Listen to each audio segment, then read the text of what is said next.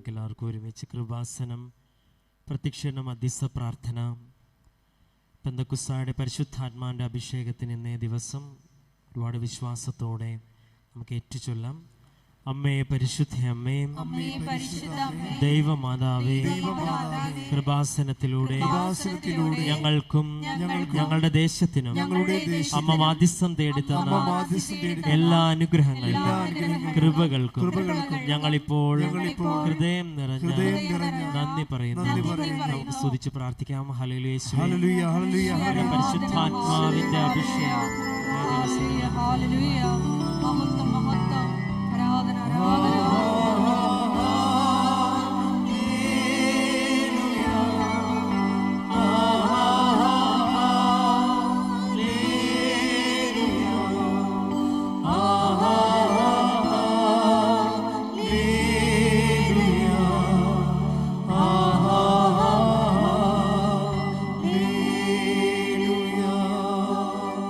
പരിശുദ്ധ പരമദിവ്യകാരുണ്യത്തിന് ആരാധനയും സ്തുതിയും പുകഴ്ചയും ഉണ്ടായിരിക്കട്ടെ. പരിശുദ്ധ പരമദിവ്യകാരുണ്യത്തിന് ആരാധനയും സ്തുതിയും പുകഴ്ചയും ഉണ്ടായിരിക്കട്ടെ. പരിശുദ്ധ പരമദിവ്യകാരുണ്യത്തിന് ആരാധനയും സ്തുതിയും പുകഴ്ചയും ഉണ്ടായിരിക്കട്ടെ. അമ്മേ പരിശുദ്ധ അമ്മേ, അമ്മേ പരിശുദ്ധ അമ്മേ, ദൈവമാതാവേ, 2004 ഡിസംബർ 7-ാം തീയതി ഉച്ച കഴിഞ്ഞ് 2:30 കൃപാസനത്തിൽ സംഭവിച്ച അമ്മയുടെ പ്രത്യക്ഷപ്പെടലിനെ കുറിച്ച് തിരുസഭയ്ക്ക് സമർപ്പിച്ചിരിക്കുന്ന പഠനരേഖകളുടെ മേൽ വസ്തുനിഷ്ഠവും ദൈവശാസ്ത്ര വിധിപ്രകാരമുള്ളതുമായ അന്വേഷണ പഠനങ്ങൾ നടത്തി ആ പ്രത്യക്ഷപ്പെടലിലൂടെ പ്രകടമായ ദൈവമാതാവിന്റെ പ്രത്യേക കരുതലും സംരക്ഷണവും വെളിപ്പെടുത്തുന്ന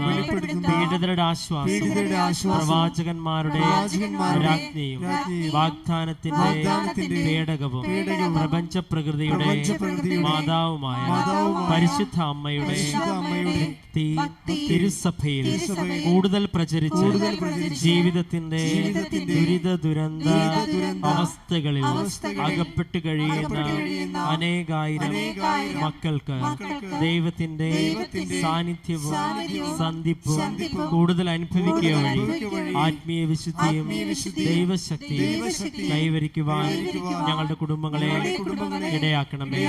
അമ്മേ പരിശുദ്ധ അമ്മേ, ഭൂസ്വർലോകങ്ങളുടെ രാജ്ഞിയായ അങ്ങേക്ക് ഭൗമ സംരക്ഷണത്തിനായി പ്രപഞ്ച പ്രകൃതിയെ തിരുസഭ പ്രതിഷ്ഠിക്കുവാൻ ഈ പ്രത്യക്ഷീകരണം വഴി ഇടയാക്കണമേ. പരിശുദ്ധ അമ്മേ, ജപമാല മാതാവേ, സകല കൃപാസന പ്രാർത്ഥനകളോട് ചേർത്ത് ഞങ്ങൾ ഇപ്പോൾ പ്രാർത്ഥിക്കുന്ന ഈ സമൂഹത്തിന്റെ പ്രത്യേക നിയോഗങ്ങൾ, നമ്മുടെ നിയോഗങ്ങൾ നമുക്ക് മൗനമായി സമർപ്പിച്ച് പ്രാർത്ഥിക്കാം.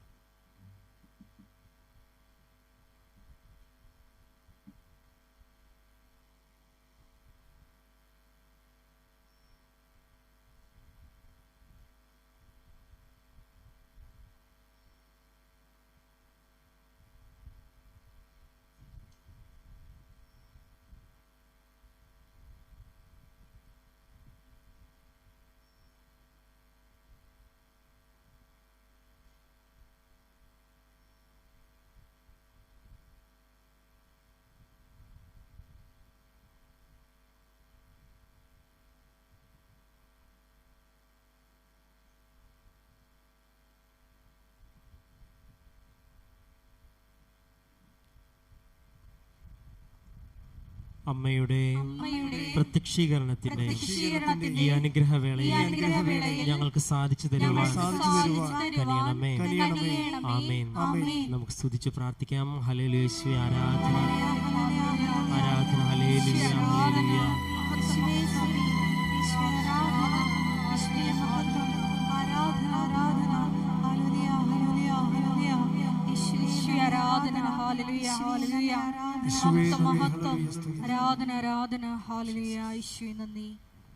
നമുക്കെല്ലാവർക്കും എഴുന്നേറ്റ് നിൽക്കാം.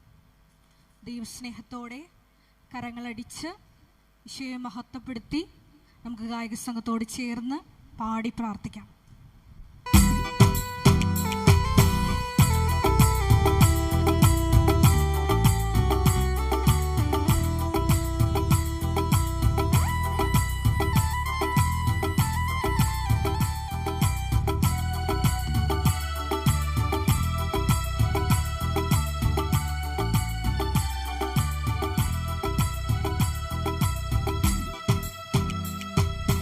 ഉണർവിൻ കൊടുങ്കാറ്റേ നീ വീശണമേ വീണ്ടും, ഉണർവിൻ കൊടുങ്കാറ്റേ നീ വീശണമേ വീണ്ടും. തളരും മനസ്സുകളിൽ പുതിയൊരു ജീവൻ നൽകണമേ, തളരും മനസ്സുകളിൽ പുതിയൊരു ജീവൻ നൽകണമേ, വീണ്ടും എനിക്കു നൽകണമേ പുതിയൊരു പെന്തക്കോസ്ത, വീണ്ടും എനിക്കു നൽകണമേ പുതിയൊരു പെന്തക്കോസ്ത. അഭിഷേകത്തിൻ കൈകൾ എന്നെ നീട്ടണമേ, അഭിഷേകത്തിൻ കൈകൾ എന്നെ നീട്ടണമേ. ഉണർവിൻ കൊടുങ്കാറ്റേ നീ വീശണമേ വീണ്ടും, ഉണർവിൻ കൊടുങ്കാറ്റേ നീ വീശണമേ വീണ്ടും. സ്തുതിച്ചു പ്രാർത്ഥിക്കാം. Hallelujah hallelujah. മഹത്വം മഹത്വം. ആരാധന ആരാധന. ശ്രീ നന്ദി, ശ്രീ ആരാധന. ഷക്കീല ടെലിവിഷനിലൂടെയും ഷാലോം ടെലിവിഷനിലൂടെയും ഭാസനത്തിന്റെ സോഷ്യൽ മീഡിയ പ്ലാറ്റ്ഫോമുകളുടെ എല്ലാം ഈ നിമിഷം ഈ ആരാധനയിൽ പങ്കെടുത്ത് പ്രാർത്ഥിക്കുന്ന മക്കളുടെ മുഴുവൻ നിയോഗങ്ങളെയും ഈ അൾത്താരയിൽ സമർപ്പിച്ച് പ്രാർത്ഥിക്കുന്നു. പരിശുദ്ധ അമ്മയുടെ പ്രത്യക്ഷീകരണത്തിന്റെ സാക്ഷികളാക്കി മക്കളെ ഉയർത്തണമേന്ന് പ്രാർത്ഥിക്കുന്നു. വലിയ വലിയ ദൈവാനുഭവങ്ങൾ നൽകണമേന്ന് പ്രാർത്ഥിക്കുന്നു. Hallelujah hallelujah. മഹത്വം മഹത്വം. ശക്തിയയക്കണമേ പരിശുദ്ധാത്മാവേ, ശക്തിയയക്കണമേ പരിശുദ്ധാത്മാവേ, അഗ്നിയയക്കണമേ പരിശുദ്ധാത്മാവേ, ശക്തിയയക്കണമേ പരിശുദ്ധാത്മാവേ. ആദിയിലെപ്പോൾ ജനകോടികളെ വീണ്ടും ഉണർത്തണമേ, അത്ഭുതങ്ങളും അടയാളം വീണ്ടും നൽകണമേ. ആദിയിലെപ്പോൾ ജനകോടികൾ വീണ്ടും ഉണർത്തണമേ, അത്ഭുതങ്ങളും അടയാളം വീണ്ടും നൽകണമേ. അത്ഭുതമൊഴുകും കൈകൾ എന്നിൽ നീട്ടണമേ, അത്ഭുതമൊഴുകും കൈകൾ എന്നിൽ നീട്ടണമേ. ഉണർവിൻ കൊടുങ്കാറ്റേ നീ വീശണമേ വീണ്ടും, ഉണർവിൻ കൊടുങ്കാറ്റേ നീ വീശണമേ വീണ്ടും. സ്തുതിക്കട്ടെ. Hallelujah hallelujah hallelujah hallelujah hallelujah. വിശുദ്ധങ്ങളായ ജീവിത ദുരിതങ്ങളിലൂടെ കടന്നുപോകുന്ന എല്ലാ മക്കളെയും ഈ അൾത്താരയിൽ സമർപ്പിച്ച് പ്രാർത്ഥിക്കുന്നു. കണ്ണുനീരോടെ പ്രാർത്ഥിക്കുന്ന മക്കളെ ഈശോയെ അഭിഷേകത്താൽ നിറച്ച് ഈശോയെ പറഞ്ഞുവിടണമേന്ന് പ്രാർത്ഥിക്കുന്നു. Hallelujah hallelujah. മഹത്വം മഹത്വം. ആരാധന ആരാധന. Hallelujah hallelujah hallelujah. ഈശോയെ ആരാധന. മഹത്വം മഹത്വം. ആരാധന ആരാധന. Hallelujah hallelujah. ഈശോയെ ആരാധന. Hallelujah hallelujah. നമുക്ക് ഉടമ്പടി ചെയ്യുന്നവരും ഉടമ്പടി ജീവിക്കുന്നവരും ഇതൊരു അംബിഗ്വസ് ആയിട്ട് ഇതിനകത്തൊന്നുമില്ല. എന്ന് വെച്ച് കഴിഞ്ഞാൽ നമുക്ക് ചിലപ്പോൾ കിട്ടാതിരിക്കാം, ചിലപ്പോൾ കിട്ടാം, പോയി നോക്കാം, എങ്ങനെ വരുമെന്ന് അറിയട്ടെ. അങ്ങനെ ഒരു രീതിയിൽ നിങ്ങൾ ഉടമ്പടി എടുത്ത 0 മെരിറ്റാണ് വരാൻ പോണത്, 0 ഗ്രേസ്. കാര്യം നിങ്ങൾ ദൈവത്തെയും ഉടമ്പടിയെയും ആണ് സംശയിക്കുന്നത്. ആദ്യമേ ദൈവത്തെയും ഉടമ്പടിയാണ് സംശയിക്കണം. അപ്പം അങ്ങനെ നമ്മൾ ആലപ്പുഴ പോയി നോക്കുക. ഇനിയിപ്പോൾ അവിടെ കൂടി പോയില്ലെന്ന് വേണ്ടല്ലോ എന്ന് വിചാരിച്ചുകൊണ്ട് ഈ ഉപ്പ് നോക്കാൻ വേണ്ടി, ഉടമ്പടിയുടെ ഉപ്പ് നോക്കാൻ വേണ്ടി വരുന്ന ആൾക്കാരില്ലേ, അത് നിങ്ങൾ വെറുതെ വന്ന് പണി മേടിക്കരുത് എന്നുള്ളതാണ് എൻ്റെ അച്ഛൻ. അത് ദൈവത്തെ പരീക്ഷിച്ച് പണി മേടിക്കരുത്. നിങ്ങളുടെ സ്വാഭാവികമായിട്ട് നിന്നുവരെ നിങ്ങൾ ഗതി പിടിക്കാത്തതിൻ്റെ മെയിൻ കാരണം ദൈവത്തിൻ്റെ പ്രാർത്ഥനാ ജീവിതത്തിലുണ്ടാകുന്ന നിങ്ങളുടെ ആജന്മ നിങ്ങളുടെ സംശയങ്ങൾക്ക് തന്നെയാണ്. നിങ്ങളെപ്പോഴും ദൈവതിരുസന്നിധിയിൽ ഹാഫ് മൈൻഡഡ് ആണ്. അതുകൊണ്ടാണ് പകുതി മനസ്സുണ്ട്. പകുതി മനസ്സിൽ ആണ് പലപ്പോഴും പലരും ഉടമ്പടി ചെയ്യുന്നത്. ഈ പകുതി മനസ്സാണെങ്കിൽ നിങ്ങൾ ഇത് റിസൾട്ട് ശരിക്കും എന്തെങ്കിലും കിട്ടുമെന്നല്ല, അതായത് ഉടമ്പടി എന്ന ദൈവിക സംവിധാനത്തെ തന്നെ നമുക്ക് ഇപ്പം നിങ്ങൾക്കറിയാമല്ലോ, ചില കണക്കുകളൊക്കെ ചെയ്യുമ്പോൾ ഉത്തരം തെറ്റാണെങ്കിലും വഴി ശരിയാണെങ്കിൽ മാർക്ക് കിട്ടത്തില്ലേ? നിങ്ങൾ സംശയിച്ചിട്ടുകൊണ്ടാണ് ഉടമ്പടി ഹാഫ് മൈൻഡഡ് ചെയ്യണമെങ്കിൽ വഴിക്ക് പോലും മാർക്ക് കിട്ടത്തില്ല. അതാണ് സംഭവം, വഴിക്ക് പോലും മാർക്ക് കിട്ടത്തില്ല. അപ്പം അതുകൊണ്ട് അപ്പം നിങ്ങൾ ഞങ്ങൾ സംശയിക്കാതെയാണ് ചെയ്യണത്, ഞങ്ങൾ അങ്ങനെ വിശ്വാസമില്ലെങ്കിൽ പിന്നെ ഇവിടം വരെ വരുമായിരുന്ന അത് ഓക്കെ വന്നു എന്ന് പറഞ്ഞുകൊണ്ട് ഒരു പ്രയോജനമില്ല. എന്താ കാര്യം വെച്ച് കഴിഞ്ഞാൽ ഉടമ്പടി അതിനൊരു എക്സിക്യൂട്ടീവ് ലെവലുണ്ട്, പ്രയോഗ രീതിയുണ്ട്. നമ്മളത് ഉടമ്പടി എപ്പോഴും നമ്മൾ എന്ത് പറയുന്നു എന്നുള്ളതല്ല, എന്ത് പ്രയോഗിക്കുന്നു എന്നുള്ളതാണ് അതിൻ്റെ മറ്റ് പ്രാർത്ഥനകളിൽ നിന്ന് ഉടമ്പടിയെ മാറ്റി നിർത്തുന്നത്. നിങ്ങൾക്ക് വേണമെങ്കിൽ 3000 നന്മ നിറഞ്ഞൂറ് ചെല്ലാം, 30,000 സ്വർഗസ്ഥനായ പിതാവ് ചെല്ലാം. അങ്ങനെ എന്തെങ്കിലും ചുണ്ടുകൊണ്ട് അഭ്യാസം കാണിച്ച ദൈവത്തെ അകപ്പെടുത്താവുന്നുള്ള മിഥ്യാധാരണയുമായിട്ട് ഉടമ്പടിയിലേക്ക് സമീപിക്കരുത്. ഉടമ്പടി ഇറ്റ് ഇസ് അനദർ പ്രോജക്റ്റ്. അപ്പം അത് കൃത്യമായിട്ട് മനസ്സിലാക്കണം. അതുകൊണ്ട് എങ്ങനെയാണിത് ഉടമ്പടി? അതിന് ഏറ്റവും നല്ല കാര്യം ഉടമ്പടിയുടെ സാക്ഷ്യങ്ങൾ കേൾക്കുന്നതാണ്. My second point. First point, half മൈൻഡായിട്ട് ഉടമ്പടിയിലേക്ക് വരരുത്, ഫുൾ മൈൻഡായിട്ട് വരണം. ഇത് എൻ്റെ അവസാനത്തെ അബോർഡാണ്. This is my last destination. എന്നെ ദൈവം കൊണ്ടുവന്നതാണ്. അമ്മ എന്നെ കാത്തിരിക്കാൻ ഇവിടെ എനിക്ക് യോഗ്യതയില്ലെങ്കിലും അമ്മയുടെ മധ്യസ്ഥതയിൽ ഈ വിഷയത്തിന് തീരുമാനം ഉണ്ടാകും. ഞാൻ ദൈവത്തിൻ്റെ വചനം പോലെ ജീവിക്കും.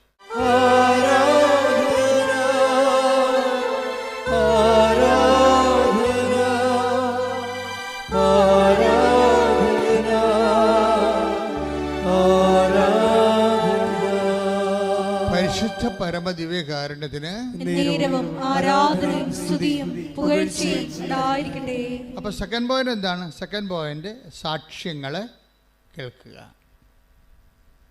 അപ്പോൾ ഒരു ദിവസം നമ്മൾ അപ്പ് ചെയ്യുന്നത് 25 സാക്ഷ്യങ്ങളാണ്. 25 സാക്ഷ്യങ്ങളാണ്. 10 സാക്ഷ്യങ്ങൾ ഇൻഡിവിജ്വലായിട്ട് അപ്പ് ചെയ്യും, 15 സാക്ഷ്യങ്ങൾ ക്ലസ്റ്ററായിട്ട് അപ്പ് ചെയ്യും. എല്ലാ വിഷയങ്ങൾക്കും ഉടമ്പടി എല്ലാ വിഷയങ്ങൾക്കും സാക്ഷ്യം എന്ന് പറഞ്ഞുകൊണ്ട് ക്ലസ്റ്ററായിട്ട് 15 സാക്ഷ്യം ഒരുമിച്ചിടും. പിന്നെ സബ്ജക്റ്റ് വൈസ് സബ്ജക്റ്റ്, മനുഷ്യന് 100,000 മനുഷ്യർക്ക് 100,000 വിഷയങ്ങളാണ്. അപ്പോൾ സബ്ജക്റ്റ് വൈസ് ഈ ആഴ്ചയിൽ നടന്ന സബ്ജക്റ്റ് വൈസ് സാക്ഷ്യം എന്താണ്? എഡ്യൂക്കേഷൻ ഉണ്ടാകും, ചിലപ്പോൾ ജോബ് ഓറിയൻറ്റഡ് ഉണ്ടാകും, ഭവനരഹിതരുണ്ടാകും, രോഗികളുണ്ടാകും, അതുപോലെ തന്നെ കുടുംബ തകർച്ച വന്നവരുണ്ടാകും, ഡൈവേഴ്സ് കേസ് ഉണ്ടാകും. അപ്പോൾ ഈ വിഷയങ്ങൾക്കെല്ലാം ദൈവം 3-4 തരത്തിൽ മറുപടി പറയും. ഒന്നാമത്തെ മറുപടി ബൈ കവനൻ്റ് തന്നെ. ഇന്ന് മുതൽ ദൈവം ഉടമ്പടി നിങ്ങൾക്ക് ദൈവത്തിന് ഉള്ള കാര്യം എപ്പോഴും നമ്മൾ ശ്രദ്ധിക്കേണ്ട കാര്യം, നിങ്ങൾ ഇതൊന്ന് ശരിയാകട്ടെ, ഞാനൊന്ന് സെറ്റാകട്ടെ, എന്നിട്ട് ഞാൻ ഉടമ്പടിയിൽ ഫുള്ളായിട്ട് ഇൻവെസ്റ്റ് ചെയ്യാമെന്ന് നിങ്ങൾ പറയും. നിങ്ങളൊന്ന് സെറ്റാകട്ടെ, എനിക്ക് ഇന്ന് വീട്ടിൽ 2-3 വിരുന്നുകാരൊക്കെ ഉണ്ട്, അവരൊക്കെ ഒന്ന് പോട്ടെ, സ്വസ്ഥമായിട്ട് എന്നിട്ട് ഉടമ്പടി ചെയ്യാമെന്ന് പറയും. നിങ്ങൾ സെറ്റാകാൻ തീരുമാനിച്ചാൽ ഈ ഉടമ്പടി ഇപ്പം തന്നെ പൊട്ടും. എന്നുവെച്ചാൽ നിങ്ങൾക്ക് അതിനോടുള്ള തീഷ്ണതയാണ്. നിങ്ങൾക്കറിയാവില്ല, അതിൻ്റെ അകത്ത് വരുന്നൊരു വിഷയം, ദൈവികമായ ഒരു വിഷയങ്ങൾക്ക് കാലമോ സമയവുമോ ഇല്ല. അത് എപ്പോഴും നമ്മൾ ശ്രദ്ധിക്കണം. 2 തിമോത്തി 4:2 എടുത്ത്. 2 തിമോത്തി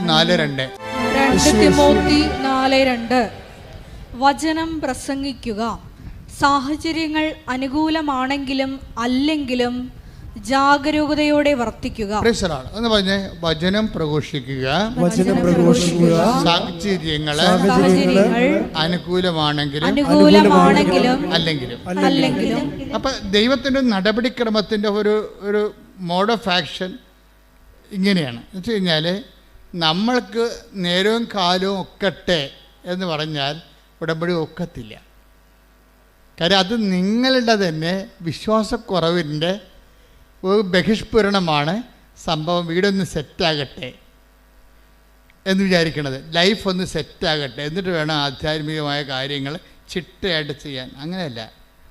നിങ്ങൾ ഇന്ന് ഉടമ്പടി എടുത്താൽ എന്താ പ്രോബ്ലം എന്ന് വെച്ച് കഴിഞ്ഞാൽ, ഇതിൻ്റെ വരാൻ പോകുന്ന ഒരു അക്കിടിയുണ്ട്. അക്കിടി എന്ന് വെച്ചിട്ടുള്ളത് അത് നമ്മളെ മിക്കവാറും ഒരു 60% പേരും വീഴുന്ന ഒരു ചതിക്കുഴിയാണ്. എന്ന് വെച്ചാൽ നിങ്ങൾ ഉടമ്പടി എടുക്കുമ്പോൾ തന്നെ റിസൾട്ടാവും. എന്താ റിസൾട്ട് എന്ന് പറയുന്നത്? ദൈവത്തിനറിയാം നിങ്ങൾ ഈ ഉടമ്പടി ഉഴപ്പുമോ ഇല്ലയോ എന്ന്. അതാണ് വിഷയം.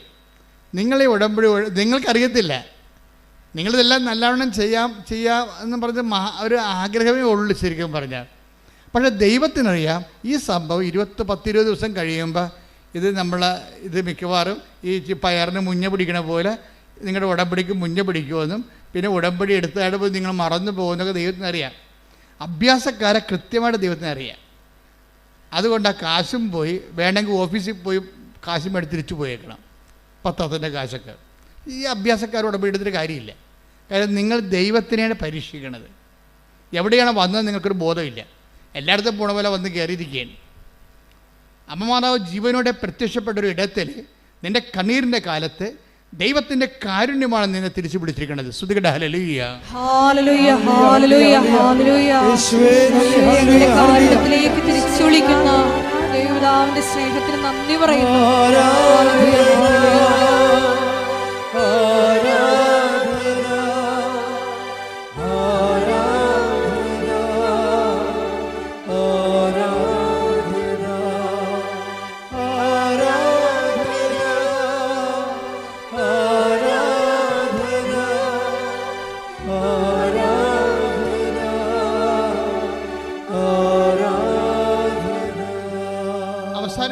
പറഞ്ഞത് ഈ കണ്ണീരിൻ്റെ കാലത്ത്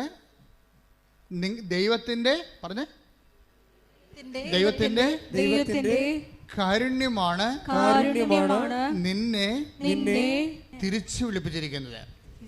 അപ്പോൾ ഉടമ്പടി എന്ന് പറയുമ്പോൾ നിങ്ങൾ എല്ലാ പ്രാർത്ഥനയ്ക്കും പോകുന്നവരെ കുമ്പസാരത്തിൽ പോകണം, കുർബാന ഉള്ളവരാണ്, ഉപവാസ ജീവിതം ഉള്ളവരാണെന്ന് പറഞ്ഞൊരു കാര്യമില്ല. ഇതെല്ലാം ഉണ്ടെങ്കിലും നമുക്ക് ദൈവത്തിൽ നിന്ന് അകന്ന് ജീവിക്കാൻ പറ്റും. ഇത് ഭയങ്കര സംഭവമാണ്. കൂടെ പ്രാർത്ഥനയൊക്കെ ഉണ്ടാകും, നിങ്ങൾ ഡെയിലി കമ്മ്യൂണിക്കേറ്റഡ് ആയിരിക്കും. ഇങ്ങനെയൊക്കെ ആചാരവട്ടങ്ങളും ചിറ്റവട്ടങ്ങളൊക്കെ നിങ്ങൾ ചെയ്താലും ബൈ പേഴ്സൺ നിങ്ങൾ ദൈവത്തിൽ നിന്ന് അകലെയായിരിക്കും. അതുകൊണ്ടാണ് ഇപ്പോൾ ഈശോ ഇങ്ങനെ പറഞ്ഞത്, ദൈവത്തിൻ്റെ കാരുണ്യമാണ് നിങ്ങളെ തിരിച്ചു വിളിപ്പിച്ചിരിക്കുന്നത്.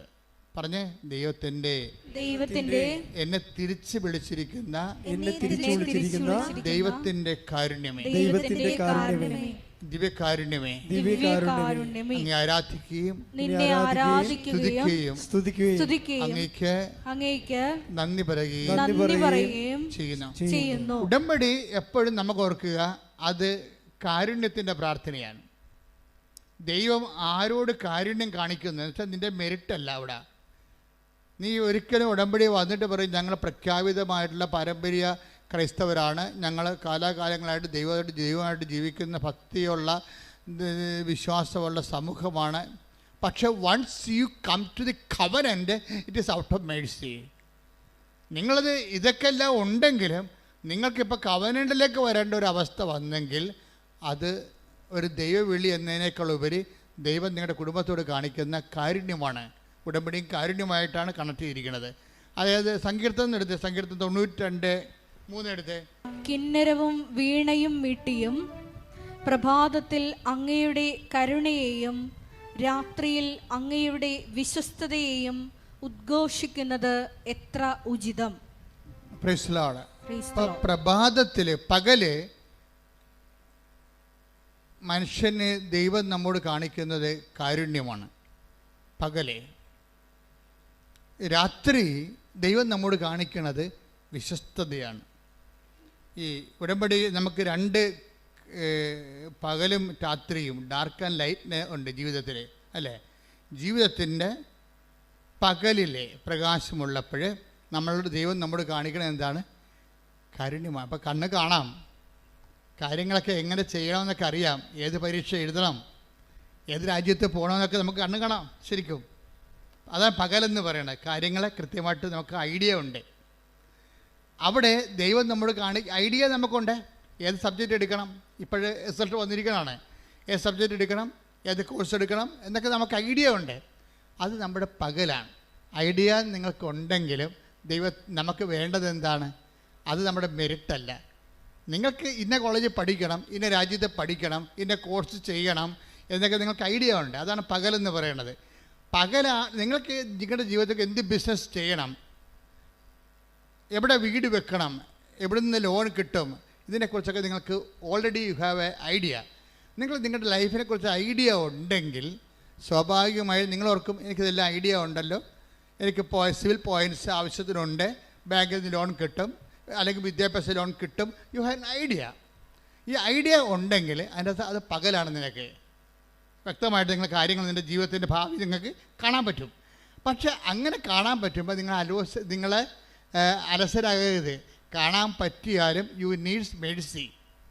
അതാണ് കർത്താവ് പകല് കിന്നരവും വീണയും മീട്ടിയും പ്രഭാതത്തിൽ അങ്ങയുടെ കരുണയെയും രാത്രിയിൽ അങ്ങയുടെ വിശ്വസ്തതയെയും ഉദ്ഘോഷിക്കുന്നത് എത്ര ഉചിതം. അത് ഉചിതമായ, അതായത് നമ്മളുടെ ജീവിതത്തെക്കുറിച്ച് നമുക്ക് വ്യക്തതയെല്ലാം ഉണ്ട് എങ്കിലും ആവശ്യത്തിന് ആരോഗ്യമുണ്ട്, ആവശ്യത്തിന് സെറ്റപ്പുണ്ട്, അതുപോലെ തന്നെ ജീവിത രീതികളിലെല്ലാം നിങ്ങളെല്ലാം അറേഞ്ച്ഡാണ്. നിങ്ങൾക്ക് വ്യക്തത ഉണ്ടെങ്കിലും യു നീഡ്സ് മേഴ്സി. ഇവിടെയാണ് നമ്മൾ മുട്ടുകുത്തേണ്ടി വരുന്നത്.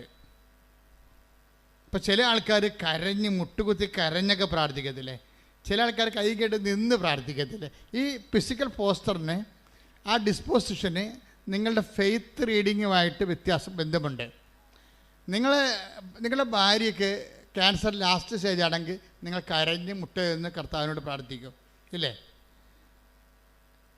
നിങ്ങളുടെ മകന് അത്തരം ഒരു അസുഖമൊന്നുമില്ല, പനിയാ വല്ലതുമാണെങ്കിൽ നിങ്ങൾ നിന്ന് മുട്ട നിന്ന് പ്രാർത്ഥിക്കും ഇല്ലേ. വ്യത്യാസമുണ്ട്.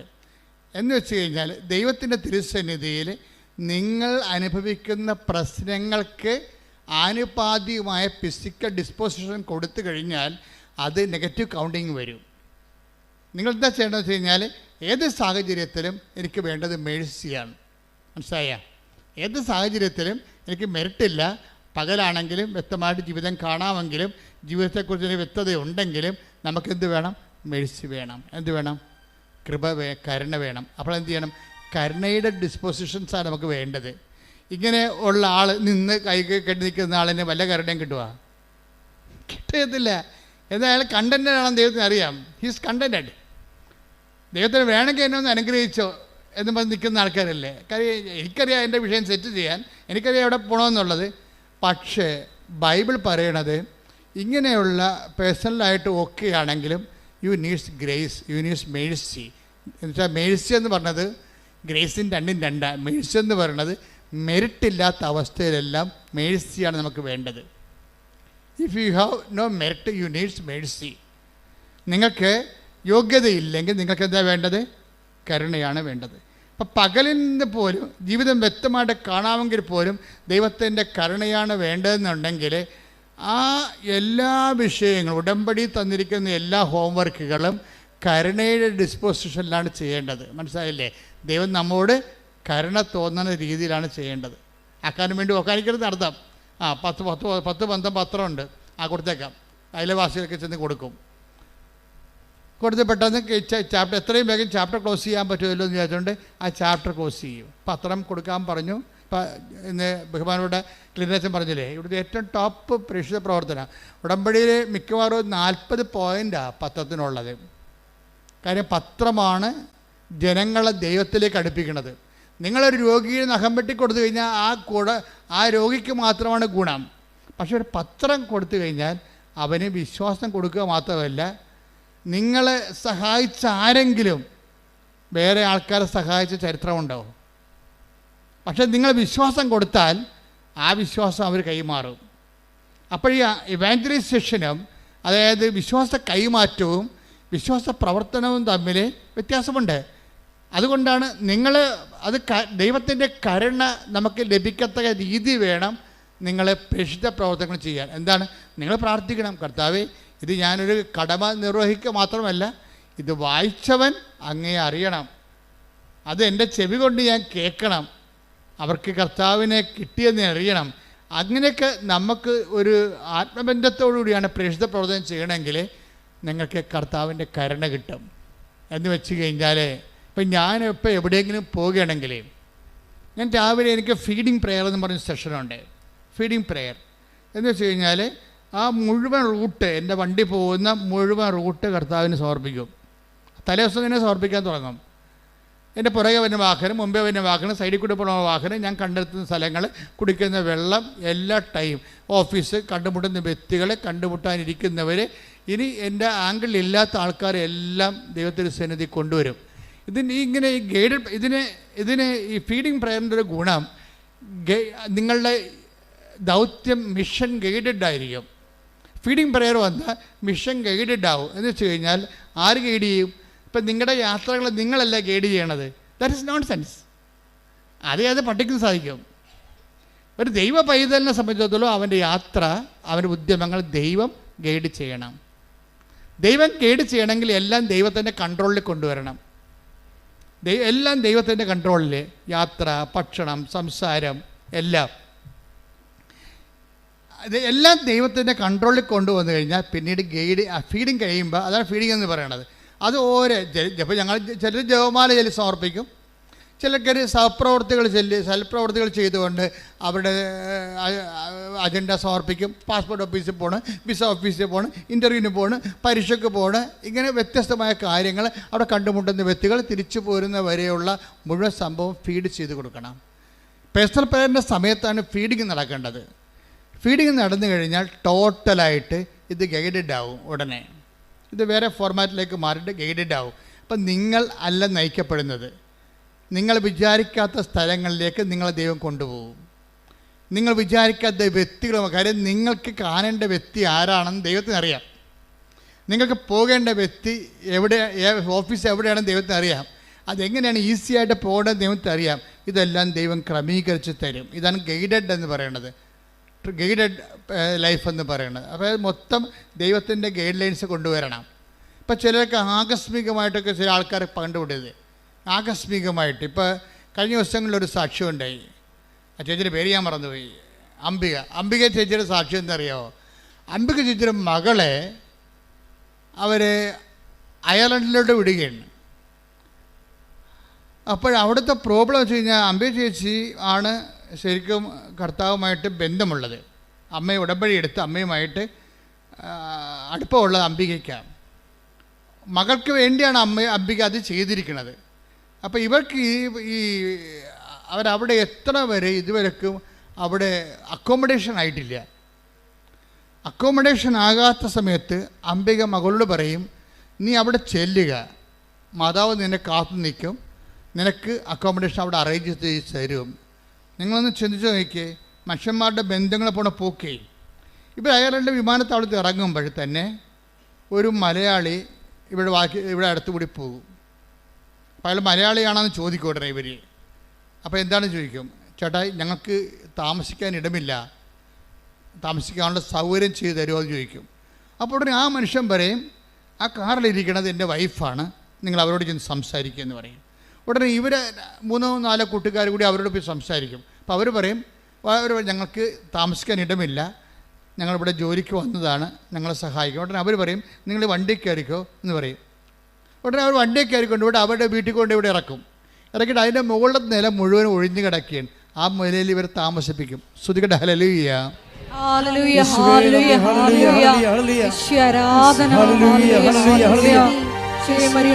ഞങ്ങളെല്ലാവരുടെയും കൂടെ സാന്നിധ്യമായി സഞ്ചരിക്കുന്ന സ്നേഹത്തിന് നന്ദി പറയുന്നു. Hallelujah, hallelujah. രാത്രിയിലുള്ള നിന്റെ കരുതലിന്, രാവിലെയുള്ള നിന്റെ വിശ്വസ്തതയ്ക്ക്, രാത്രിയിലുള്ള നിന്റെ കരുതലിന്, രാവിലെയുള്ള നിന്റെ വിശ്വസ്തതയ്ക്ക്, എന്തു യോഗ്യത എനിക്കെന്തു യോഗ്യത, യേശുവിന്റെ ദാനമല്ലാതെ എന്തു യോഗ്യത, എന്തു യോഗ്യത എനിക്കെന്തു യോഗ്യത, യേശുവിന്റെ ദാനമല്ലാതെ എന്തു യോഗ്യത, രാത്രിയിലുള്ള നിന്റെ കരുതലിന്, രാവിലെയുള്ള നിന്റെ വിശ്വസ്തതയ്ക്ക്, രാത്രിയിലുള്ള നിന്റെ കരുതലിന്, രാവിലെയുള്ള നിന്റെ വിശ്വസ്തതയ്ക്ക്, എന്തു യോഗ്യത എനിക്കെന്തു യോഗ്യത, യേശുവിന്റെ ദാനമല്ലാതെ എന്തു യോഗ്യത, എന്തു യോഗ്യത എനിക്കെന്തു യോഗ്യത, യേശുവിന്റെ ദാനമല്ലാതെ നിന്റെ hallelujah hallelujah hallelujah hallelujah hallelujah hallelujah ആരാധന ഹല്ലേലൂയ ഹല്ലേലൂയ ഞങ്ങളോട് കരുണ തോന്നി കൃപ കാണിക്കുന്ന അവിടുത്തെ വലിയ സ്നേഹത്തിന് നന്ദി പറയുന്നു. ഞങ്ങളെ കൈപിടിച്ച് നടത്തുന്ന അവിടുത്തെ സ്നേഹത്തിന് നന്ദി പറയുന്നു. ഞങ്ങളുടെ കൂടെ സഞ്ചരിക്കുന്ന അവിടുത്തെ സാന്നിധ്യത്തിന് നന്ദി പറയുന്നു. ഹല്ലേലൂയ ഹല്ലേലൂയ മഹത്വം മഹത്വം പരിശുദ്ധ പരമ ദിവ്യകാരുണ്യത്തിന് ആരാധനയും സ്തുതിയും പുകഴ്ചയും ഉണ്ടായിരിക്കട്ടെ. ആ വചനം ഒന്നിനു വായിച്ചേ. സങ്കീർത്തനം 92:3. കിന്നരവും വീണയും മീട്ടിയും ഒന്ന് പറഞ്ഞ കിന്നരവും വീണയും മീട്ടിയും കിന്നരവും വീണയും മീട്ടിയും പ്രഭാതത്തിൽ അങ്ങയുടെ കരുണയെയും അങ്ങയുടെ കരുണയെയും രാത്രിയിൽ അങ്ങയുടെ വിശ്വസ്തതയെയും ഉദ്ഘോഷിക്കുന്നത് എത്ര ഉചിതം. അപ്പൊ രാത്രിയിൽ എന്താ സംഭവം? പകല് നമുക്ക് കണ്ണ് കാണാൻ ജീവിതത്തെക്കുറിച്ച് വ്യക്തതയുണ്ട്. ഇപ്പം ഇവർക്ക് അംബികയുടെ മകൾക്ക് ശരിക്കും പറഞ്ഞാൽ വ്യക്തതയില്ല, എവിടെ താമസിക്കുന്ന വ്യക്തതയില്ല. അപ്പം അംബികയ്ക്ക് വ്യക്തതയുണ്ട്. എന്താ വ്യക്തത? വിശ്വാസിക്ക് വ്യക്തതയുണ്ട്. എന്താ വ്യക്തത? അവിടെ ചെല്ലുമ്പോൾ മാതാവ് ക്രമീകരിക്കുക. കാര്യം ഉടമ്പടി അമ്മയുടെ ഉടമ്പടിയിലുള്ള ആളാണ്. അപ്പം അത്രയും വിശ്വസ്തത. അപ്പം നമുക്ക് വ്യക്തതയില്ലാത്തപ്പോൾ അതിന് സുവിശേഷത്തിൻ്റെ ഭാഷയിൽ രാത്രി എന്ന് പറയും. നമുക്ക് വ്യക്തതയില്ല. എന്ത് കിട്ടും, ഏത് ജോലി ചെയ്യും, ആരെ കല്യാണം കഴിക്കും, എവിടെ താമസിക്കും, ഏത് ആശുപത്രി ചികിത്സക്ക് പോകും. We have no idea. ഇതിനാണ് ഡാർക്ക്നെസ് എന്ന് പറയണത്. ഇങ്ങനെയുള്ള സമയത്ത് ഉടമ്പടിയിലുണ്ടാകുന്ന ആനുകൂല്യം എന്ന് പറയണത് നിങ്ങൾക്ക് നിങ്ങളുടെ ജീവിതത്തെക്കുറിച്ച് ക്ലിയർ ആണെന്ന് വിചാരിച്ചേ. Zero clearness. നിങ്ങൾക്ക് ഒരു ഐഡിയ ഇല്ല, ഒന്നിനെക്കുറിച്ചൊരു ഐഡിയ ഇല്ല. അതാണ് രാത്രി എന്ന് പറയണത്. രാത്രിയിൽ ഉടമ്പടിയിലുള്ള ഗുണം എന്താണ്? സങ്കീർത്തനം 92:3 ഒന്നിനു വായിച്ചേ. കിന്നരവും വീണയും മീട്ടിയും എന്ന് പറഞ്ഞ കിന്നരവും വീണയും മീട്ടിയും പ്രഭാതത്തിൽ അങ്ങയുടെ കരുണയെയും രാത്രിയിൽ അങ്ങയുടെ വിശ്വസ്തതയെയും ഉദ്ഘോഷിക്കുന്നത് എത്ര ഉചിതം. അതായത് രാത്രി എന്ന് പറയണത് ഒരു ഐഡിയയുമില്ല. ഇപ്പം നമുക്കറിയാം, നമ്മൾ രാത്രി എന്താ ചെയ്യണത്? നമ്മൾ ഉറങ്ങും അല്ലേ? രാത്രി നമുക്ക് പ്രവർത്തനങ്ങളൊന്നുമില്ലല്ലോ, ഉറങ്ങുകയേ ഉള്ളൂ. പക്ഷേ രാത്രി നിൻ്റെ ദൈവം എന്താ ചെയ്യണത്? രാത്രി നിനക്ക് വേണ്ടി ജാഗ്രതയുള്ള രേഖ. ഇസ്രായേലിൻ്റെ ദൈവം മയങ്ങുകയില്ല, ഉറങ്ങുകയില്ല. ആകുമ്പോൾ ഈ 124 121:4 ശ്രുതിക്കട്ടെ. Hallelujah hallelujah. യേശുവേ നന്ദി. Hallelujah hallelujah. യേശുവേ സ്തുതി. Hallelujah hallelujah. 121 സങ്കീർത്തനം 4-ാം തിരുവചനം. ഇസ്രായേലിന്റെ പരിപാലകൻ മയങ്ങുകയില്ല, ഉറങ്ങുകയുമില്ല. പറഞ്ഞേ.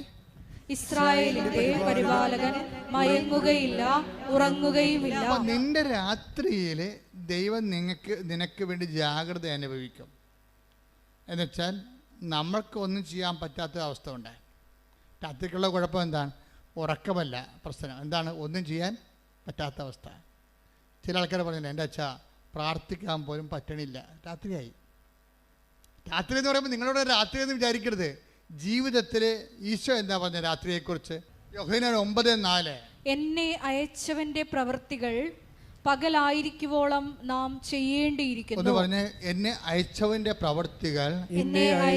പ്രവൃത്തികൾ പകലായിരിക്കുവോളം നാം ചെയ്യേണ്ടിയിരിക്കുന്നു. ആർക്കും ജോലി ചെയ്യാൻ കഴിയാത്ത രാത്രി വരുന്നു. രാത്രിക്ക് അങ്ങനെ ഒരു പ്രശ്നമുണ്ട്. നിങ്ങൾ വെളിച്ചത്ത്, ഇപ്പം നമ്മളിതുപോലെ പൂ പോലെ വെളിച്ചത്ത് ജീവിച്ചാലും ആധ്യാത്മികമായിട്ട് രാത്രിയിലായി പോകും ചിലപ്പോൾ. എന്താണ്? ശരി പറയാറ്, എൻ്റെ അച്ഛാ സങ്കടം കൊണ്ട് പ്രാർത്ഥിക്കാൻ പോലും പറ്റണില്ല. അതാണ് രാത്രി.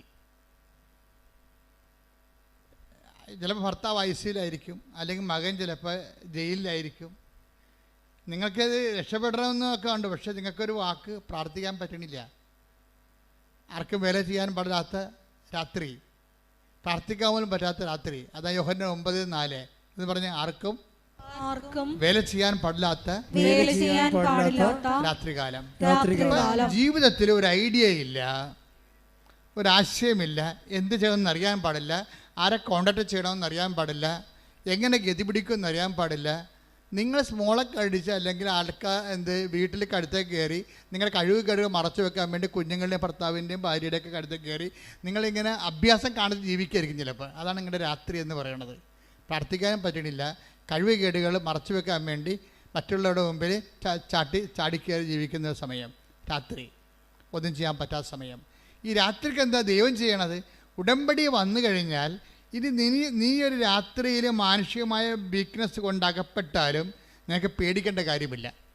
സങ്കീർത്തനം 92:3 എന്താ പറയണത്? കിന്നരവും വീണയും മീട്ടിയും പ്രഭാതത്തിൽ അങ്ങയുടെ കരുണയെയും രാത്രിയിൽ അങ്ങയുടെ വിശ്വസ്തതയെയും ഉദ്ഘോഷിക്കുന്നത് എത്ര ഉചിതം. അപ്പൊ നീ ഇപ്പൊ നിന്റെ ജീവിതം രാത്രിയാണ്, നിനക്ക് ഐഡിയ ഇല്ല, നിനക്ക് പ്രാർത്ഥിക്കാമെന്ന് തോന്നണില്ല, നിനക്ക് ഒരു വേലയും ചെയ്യാൻ പറ്റണില്ല, നിനക്ക് ചിന്തിക്കാൻ വേണ്ടി ബിസിനസ് തുടങ്ങാമെന്ന് വെച്ചാൽ അതിന് കാശ് വേണ്ടേ? അതില്ല. വീട് വിൽക്കാമെന്ന് വെച്ചാൽ അനിയൻ്റെ പേരിൽ കൂടി പ്രമാണത്തിൽ അനിയൻ്റെ പേരും ഉണ്ട്, അവൻ സമ്മതിക്കണമില്ല. ഒന്നും ചെയ്യാൻ പറ്റണില്ല, കൈയും കാലും കട്ടിയ പോലെ അവസ്ഥയാണ്. എന്നപ്പോൾ ചത്ത് കളയാമെന്ന് തോന്നുന്നു. അതാണ് രാത്രി എന്ന് പറയണത്. ഈ രാത്രിയിൽ നീ ഉടമ്പടിയിലാണെങ്കിൽ എന്താ സംഭവിക്കണത്? കർത്താവ് വിശ്വസ്തനായിരിക്കുമെന്ന്. മനസ്സിലായില്ലേ? കൈയടിച്ച് ശ്രുതിക്കട്ടെ.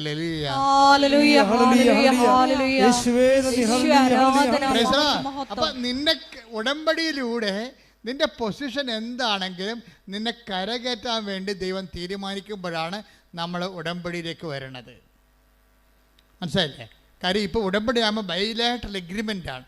നീ ഒരു കക്ഷി, നിന്റെ ജീവിതത്തിൻ്റെ വിഷയങ്ങൾ പരിഹരിക്കാൻ ദൈവമാണ് കൗണ്ടർ പാർട്ടായിട്ട് വരുന്നത്. അപ്പം ദൈവത്തോടാണ് നീ ഉടമ്പടി ചെയ്യണത്. അതുകൊണ്ടാണ് ഉടമ്പടിക്ക് ആശ്ചര്യവും എപ്പോഴും റിമൈൻഡറായിട്ട് വരണത്. അത് പാസ് ചെയ്യരുതെന്ന് പറഞ്ഞതിൻ്റെ കാരണം ചില പെരിച്ചാഴികൾ ഉടമ്പടി ആശ്ചര്യം പാസ് ചെയ്യാൻ പാടില്ല.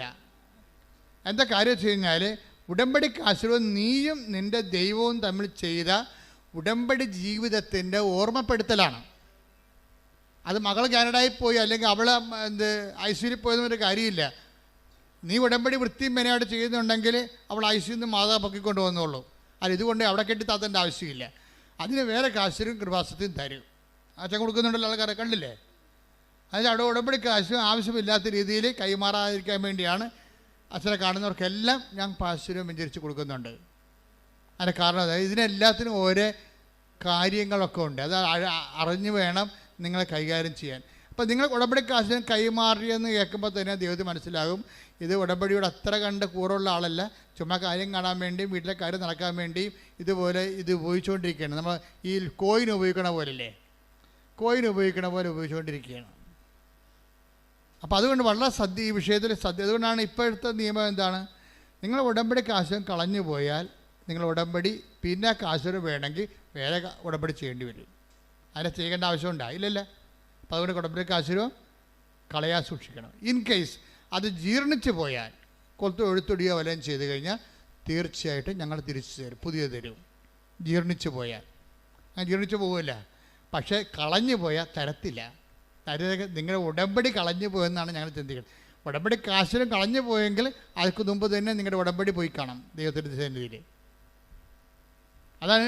അപ്പോൾ ഈ വിഷയം വെച്ചാൽ നമ്മൾ ഓരോ വിഷയവും വളരെ ശ്രദ്ധയോടെ ചെയ്യുന്നവരുണ്ട്. ഉടമ്പടി തൈലം കൃത്യമായിട്ട് ഉപയോഗിക്കുന്നവരുണ്ട്, ഉടമ്പടി ഉപ്പ് കൃത്യമായിട്ട് ആട്രിബ്യൂട്ട് ചെയ്യുന്നവരുണ്ട്. അവരെല്ലാം ശ്രദ്ധയുള്ളവരാണ്. അല്ല അവിടുന്ന് കുറേ നേർച്ച വസ്തു കിട്ടി ഇങ്ങോട്ടിട്ട് അവിടെ നിന്ന് കിട്ടില്ല, ഒന്നും തന്നില്ല, അതിനൊക്കെ തരുമെന്ന് പറഞ്ഞില്ലാന്നൊക്കെ പറഞ്ഞിട്ട് ഭർത്താവ് രണ്ട് പൂശും വന്ന് വെള്ളം അടിച്ച് വന്ന് വെച്ച് ഓരോ കാര്യത്തിലേക്ക് നീ കൊണ്ട് ബുദ്ധിയും ബോധവും ഇല്ല എടുത്ത് കൈ കൊടുക്കാൻ പാടില്ല. നിങ്ങളത് പ്രാർത്ഥിച്ച് ആരാണോ ദൈവമായിട്ട് ഉടമ്പടി ചെയ്തിരിക്കുന്നത് ആ വ്യക്തിയെ ചെയ്യാൻ പാടുള്ളത്. ആ വ്യക്തി ചെയ്യുമ്പോൾ എപ്പോഴും ശ്രദ്ധിക്കേണ്ട ഒരു കാര്യമുണ്ട്. ആ വ്യക്തി ചെയ്യുമ്പോൾ നിങ്ങളുടെ ഉള്ളിൽ നിങ്ങൾ ആർക്ക് വേണ്ടിയാണോ അത് ചെയ്യണത് അവരുടെ ഭൗതികമായ ഉന്നമനം ആയിരിക്കരുത് പ്രൈമറി ഇൻറ്റൻഷൻ വരണത്, അവരുടെ ആധ്യാത്മികമായ ഉന്നമനമായിരിക്കണം. മനസ്സിലായില്ലേ? അതായത് അവർ രോഗത്തിൽ നിന്ന് മോചിച്ച് മോശാൽ നിങ്ങൾ ഉറപ്പ് വരുത്തണം അവർ ദൈവത്തെ അറിഞ്ഞ് ജീവിക്കുമെന്ന്. അല്ലാതെ അവർ സുഖപ്പെട്ട് കാര്യമില്ലല്ലോ. അവർ ദൈവത്തെ അറിഞ്ഞ് ജീവിക്കും എന്ന് അവരോട് ചോദിക്കണം. ഇത് തരുമ്പോൾ ഞാനൊരു കാര്യം ചെയ്യും, നിങ്ങളത് വിശ്വാസമുണ്ടെങ്കിൽ നിങ്ങൾ സൗഖ്യപ്പെട്ട് കഴിയുമ്പോൾ മാതാവിൻ്റെ മധ്യസ്ഥയിൽ ജീവിതം തുടങ്ങണം എന്ന് നിങ്ങളെ ഉറപ്പ് വരുത്തണം. അല്ല കാണുന്ന കടവാമ്പോത്തിന് എല്ലാം കൊണ്ട് അത് ഇതൊക്കെ തേച്ച് വെച്ചിട്ട് ചുറ്റി നടക്കരുത്. അങ്ങനെ കുറേ ആൾക്കാരുണ്ട്. ഈ വിഷയം വളരെ കാര്യം, ഓരോ കാര്യങ്ങൾ സാക്ഷ്യ ബേസ്ഡായിട്ടാണ് പോണത്. സാക്ഷ്യങ്ങൾ നല്ല വലിയ വലിയ വലിയ സാക്ഷ്യങ്ങൾ പറയുന്നവർ എങ്ങനെയാണ് അത് ചെയ്യണമെന്ന് നോക്കണം. അവരെന്ത് ശ്രദ്ധയോടെയാണ് ചെയ്യണത് എന്ന് വെച്ച് കഴിഞ്ഞാൽ എന്താ പ്രോബ്ലം എന്ന് വെച്ച് കഴിഞ്ഞാൽ, കുറേ പേര് തൽക്കാലത്തേക്ക് ഒരു ആവശ്യത്തിന് വേണ്ടി പെട്ടെന്ന് ഇങ്ങനെ ഉടമ്പടി ചെയ്യുന്നുണ്ട്. പക്ഷേ നിങ്ങൾ ഉടമ്പടി ചെയ്യുമ്പോൾ ഓർക്കേണ്ടത്, നിങ്ങളുടെ വിഷയങ്ങൾ കഴിഞ്ഞാലും ഉടമ്പടി ദൈവം വിശ്വസ്തനായിരിക്കുമെന്നുണ്ടല്ലോ. അപ്പോൾ സ്വാഭാവികമായിട്ടും നിങ്ങളുടെ ഉടമ്പടിയുടെ ഫലങ്ങൾ നിങ്ങൾക്ക് കിട്ടിക്കൊണ്ടിരിക്കും. അപ്പോൾ അതിൽ നിന്ന് ദൈവം എന്താ ഉദ്ദേശിക്കണത്, നിങ്ങളും അതുപോലെ ഒരു ജോലി കിട്ടാൻ വേണ്ടി ഉടമ്പടി ചെയ്ത് ജോലി കിട്ടി കഴിയുമ്പോൾ പിന്നെ വെള്ളം അടിച്ച് പെണ്ണും പിടിച്ച് നടന്നു കഴിഞ്ഞാൽ, കാര്യം ദൈവത്തിൻ്റെ മുമ്പിൽ പ്രകൃതം കാണിച്ചിട്ടല്ലേ. അപ്പോൾ അതുകൊണ്ട് കൃത്യമാണ്. ഞാൻ പച്ച മലയാളമാണ് ഉപയോഗിക്കണം, അറിയാമല്ലോ. അത് നിങ്ങൾക്ക് കാര്യം മനസ്സിലാകാൻ വേണ്ടിയാണ്, നിങ്ങൾക്ക് കാര്യം മനസ്സിലാകാൻ വേണ്ടിയാണ്. അഭ്യാസം കാണിക്കാതിരിക്കാനും കൃത്യമായിട്ട് ഉടമ്പടിയിൽ ജീവിക്കാൻ വേണ്ടിയും അതനുസരിച്ച് നിങ്ങൾ കർത്താവിൻ്റെ വക്താക്കൾ, സുവിശേഷത്തിൻ്റെ വക്താക്കളായി മാറണം. അതിന് സമയവും കാര്യങ്ങളൊന്നുമില്ല. നിങ്ങൾക്ക് ഒരു അഭിഷേകം കിട്ടിയാൽ, ഇപ്പോൾ ഇന്ന് പരിശുദ്ധാത്മാവിൻ്റെ ദിനത്തിലാണ് ഈ ധ്യാനം റെക്കോർഡ് ചെയ്യണത്. പരിശുദ്ധാത്മാവിൻ്റെ ദിനത്തിൽ ധ്യാനം റെക്കോർഡ് ചെയ്യുമ്പോൾ നിങ്ങൾക്ക് പരിശുദ്ധാത്മാവിനെ ലഭിച്ചോ ഇല്ലയോ, കാരണം ഉടമ്പടി പോലെ പരിശുദ്ധാത്മാവ് ലഭിക്കാൻ പറ്റിയ വേറെ സംവിധാനമില്ല. കാര്യം ഉടമ്പടി പരിശുദ്ധാത്മാവിൻ്റെ എല്ലാവിധ അഭിഷേകം തുടങ്ങുന്നത് ഉടമ്പടി കവനൻ്റ് ഫോർമാറ്റിലാണ്. കവനൻ്റ് ഫോർമാറ്റ് എന്ന് പറഞ്ഞാൽ എന്താണ്? അവൻ പറയണത് പോലെ ചെയ്യുന്നതാണ്. ഈ പരിശുദ്ധാത്മാവ് ലഭിക്കാൻ വേണ്ടിയുള്ള ഫോർമാറ്റ് എന്താണ്? കവനൻ്റ് ഫോർമാറ്റാണ്. ഇപ്പോൾ പത്രോസിൻ്റെ പ്രഭാഷണം കഴിഞ്ഞു. പത്രോസിൻ്റെ പ്രഭാഷണത്തിന് മുമ്പ് ഒരു ചോദ്യമുണ്ട്. പത്രോസിൻ്റെ പ്രഭാഷണത്തിലൂടെയാണല്ല പരിശുദ്ധാത്മാവ് നിറഞ്ഞിട്ട് ആൾക്കാർ ചോദിക്കണത് എന്താണ്? 2:37 എടുത്ത് നടപടി 2:37. അപ്പോസ്തല പ്രവർത്തനങ്ങൾ 2:37. നടപടി 2:37.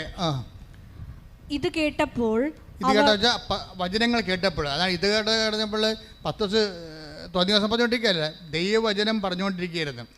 ദൈവവചനം പറഞ്ഞുകൊണ്ടിരുന്നാൽ അത് കേട്ടാൽ ജനങ്ങളിൽ ഉടനെ ചോദ്യങ്ങൾ ഉണ്ടാകണം.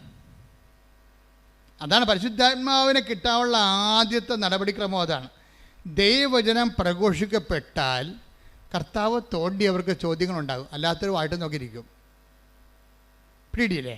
ദൈവവചനം പ്രഘോഷിക്കപ്പെട്ടാൽ ഓട്ടോമാറ്റിക്കായിട്ട് നിങ്ങൾ ദൈവത്തിൻ്റെ തോണ്ടൽ കിട്ടിയ ആളാണെങ്കിൽ, അഭിഷേകം കിട്ടിയ ആളാണെങ്കിൽ ഉടനെ നിങ്ങൾക്ക് ഒരു ചോദ്യം വരും. എന്താണ്? ഞങ്ങൾ എന്താണ്? Read it again. ശ്രദ്ധിക്കട്ടെ. ഹല്ലേലൂയ. ഇത് കേട്ടപ്പോൾ അവർ ഹൃദയം നുറങ്ങി പത്രോസിനോടും മറ്റ് അപ്പോസ്തലന്മാരോടും ചോദിച്ചു. കണ്ടില്ലേ? ദൈവവചനം കേട്ടപ്പോൾ എന്താ സംഭവിച്ചത്? ഒരു സംഭവം നടന്നു. എന്ത് ചെയ്തിട്ട്? ഹൃദയം നുറങ്ങി, അത് പൊടിച്ചുപോയി. പഴയ ഹൃദയമില്ലേ, അത് പൊടിയണം. വചനം കേൾക്കുമ്പോഴേ ഉണ്ടാകുമ്പോൾ ഇനി ഞാൻ പഴയതുപോലെ ജീവിക്കത്തില്ല, എൻ്റെ പഴയ ഹൃദയം ഓട്ടോമാറ്റിക്കായിട്ട് വചനം കേട്ട് പൊടിഞ്ഞു പോകണം, വിശദീകരിക്കണം. അതാണ് ഹൃദയം നുറുങ്ങിയെന്നാണ്, പൊടിഞ്ഞു. നിങ്ങൾ പൊടിയാതെ കല്ല് പോലെ ഇരുന്ന് വചനം കേട്ടാൽ ഇത് വർക്കൗട്ട് ചെയ്യത്തില്ല. അതായത് ആദ്യമേ വചനം കേൾക്കുമ്പോൾ തന്നെ ദൈവസകം നിറഞ്ഞിട്ട് പഴയ ഹൃദയം പൊടിഞ്ഞു പോകണം. ഇത് കേട്ടപ്പോൾ അവർ ഹൃദയം നുറുങ്ങി. എല്ലാവരും പറഞ്ഞു. ഇത് കേട്ടപ്പോൾ അവർ ഹൃദയം നുറുങ്ങി പത്രോസിനോടും മറ്റ് അപ്പോസ്തലന്മാരോടും ചോദിച്ചു, സഹോദരന്മാരെ ഞങ്ങൾ എന്താണ് ചെയ്യേണ്ടത്? അതാണ് കവനന്റ് ഫോർമാറ്റ് എന്ന് പറയുന്നത്. വചനം കേട്ടാൽ അടുത്ത നടപടി കവനന്റാണ്. ഒരിക്കൽ നിങ്ങൾ ദൈവവചനം കേട്ടാൽ എൻ്റെ അടുത്ത നടപടി എന്താണ്? കയ്യൊപ്പ് പ്രാർത്ഥന അല്ല, അടുത്ത നടപടി കവനൻ്റാണ്. എന്താണ്? ഇത് കേട്ടപ്പോൾ അവരെല്ലാവരും അപ്പോസ്തലന്മാരോട് ചോദിച്ചു, എന്ത് ചെയ്യണം? ഞങ്ങൾ എന്താണ് ചെയ്യേണ്ടത്. അപ്പോൾ പത്രോസ് എന്താ പറയണത്? പത്രോസ് പറഞ്ഞ എന്താണ്? 2:32 വായിച്ചേ. നിങ്ങൾ പശ്ചാത്തപിക്കുവിൻ. പറഞ്ഞ നിങ്ങൾ പശ്ചാത്തപിക്കുവിൻ. പാപമോചനത്തിനായി എല്ലാവരും യേശുക്രിസ്തുവിന്റെ നാമത്തിൽ സ്നാനം സ്വീകരിക്കുവിൻ. പരിശുദ്ധാത്മാവിന്റെ ദാനം നിങ്ങൾക്ക് ലഭിക്കും. ഇത് ഭയങ്കര സുന്ദരമായ ഒരു വെളിപാടാണ്. എന്താണ്? വചനങ്ങൾ കേട്ടപ്പോൾ ജനങ്ങളുടെ ഹൃദയം പൊടിഞ്ഞു. പഴയ ഹൃദയം ഉണ്ടായിരുന്നു. ഏഷണി, പക, പരദൂഷണം, വിദ്വേഷം, മത്സരം, അഹങ്കാരം ഉണ്ടായിരുന്ന ഹൃദയം പൊടിഞ്ഞിട്ട് എന്ത് ചെയ്താണ്? ജനങ്ങളെ ചോദിച്ചു, ഞങ്ങൾ ഈ ആത്മാവിനെ സ്വീകരിക്കാൻ ഞങ്ങൾ എന്താണ് ചെയ്യേണ്ടത്? അതാണ് വചന നടപടി. നമ്മുടെ ഉടമ്പടി അതല്ലേ? എന്താണ് ഞങ്ങൾ എന്താണ് ചെയ്യേണ്ടത്? അതെന്താണ് ചൊല്ലേണ്ടതെന്നല്ല ചോദിച്ചത്. നിങ്ങൾ എന്താണ് ചൊല്ലേണ്ടത്? നിങ്ങൾ ബൈബിൾ 100 പ്രാവശ്യം എഴുതിക്കുമെന്നാണ് പറയണത്. അല്ല, ഞങ്ങൾ എന്താണ് ചെയ്യേണ്ടത്? ഉടനെ അവരെന്താ പറയണത്? ഫസ്റ്റ് നിങ്ങൾ ചെയ്യേണ്ട കാര്യം എന്താണ്? നിങ്ങൾ പശ്ചാത്തപിക്കണം. അതാണ് വിഷയം. ഇപ്പോൾ ഒരാഴ്ച ഒരു 10-20 ഡൈവേഴ്സ് കേസ് ഉണ്ടാവും. എന്നിട്ട് ഇപ്പോൾ അവർ ഒരുമിച്ച് താമസിക്കണമെന്നൊക്കെ പറഞ്ഞുകൊണ്ട് അവർ ഉടമ്പടി വെച്ചിരിക്കുന്നവരുണ്ട്.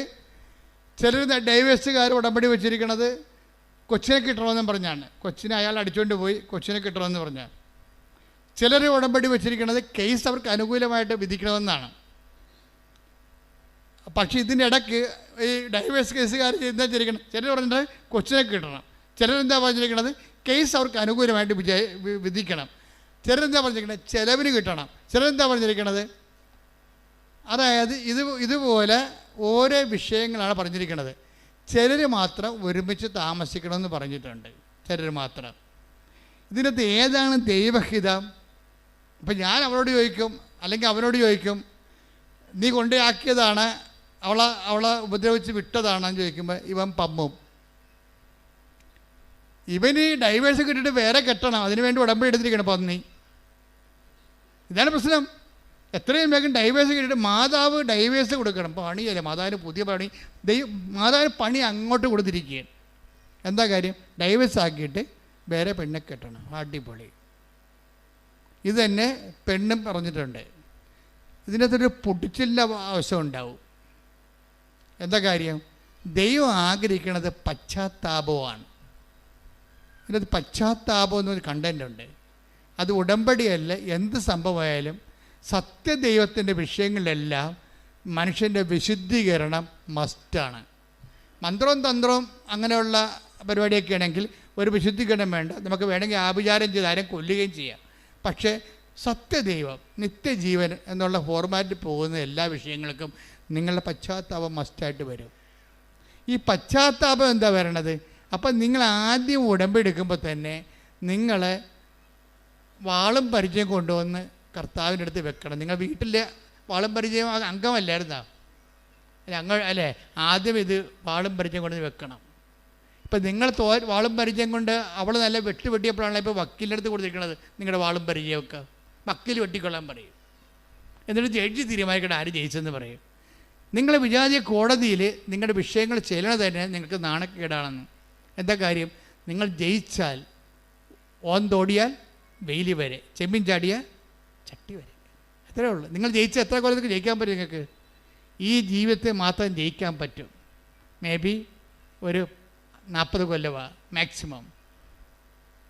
അത് കഴിയുമ്പോൾ കൊമ്പും കോലുമൊക്കെ മുക്കിന്നും വായിന്നൊക്കെ കൊമ്പും കോലും ഇട്ടിട്ട് സൂപ്പർ സ്പെഷ്യാലിറ്റി ഹോസ്പിറ്റൽ ഉണ്ടാവില്ല. അതിപ്പോൾ ഞാനായാലും നീയായാലും എപ്പോഴും നമ്മൾ ശ്രദ്ധിക്കേണ്ട കാര്യം വെച്ച് കഴിഞ്ഞാൽ ഈ കൊച്ചു ജീവിതത്തിന് വേണ്ടി നീ ദൈവത്തെ ഉടനെ തള്ളിപ്പറയുകയാണ്, ദൈവത്തിൻ്റെ വചനത്തെ തള്ളിപ്പറയുകയാണ്.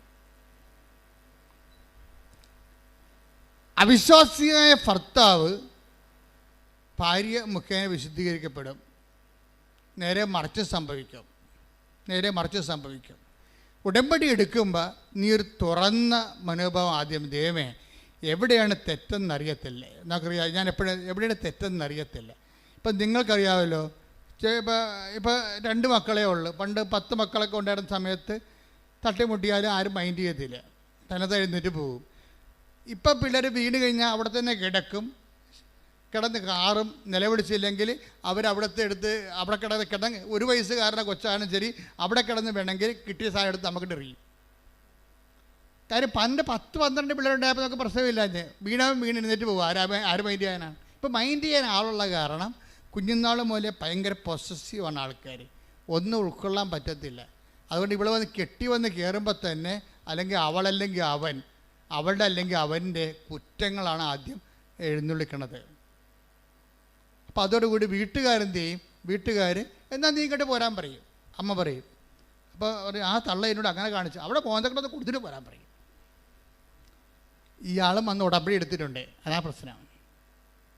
ആ ആളും വന്ന് ഉടമ്പടി എടുത്തിട്ടുണ്ട്. അപ്പം നിങ്ങൾ എങ്ങനെയാണ് അധപ്പതിച്ചതെന്ന് ആദ്യം എവിടുന്നാണ് തുടങ്ങിയത്? എങ്ങനെയാണ് നിങ്ങൾ അധപ്പതിക്കാൻ കാരണം?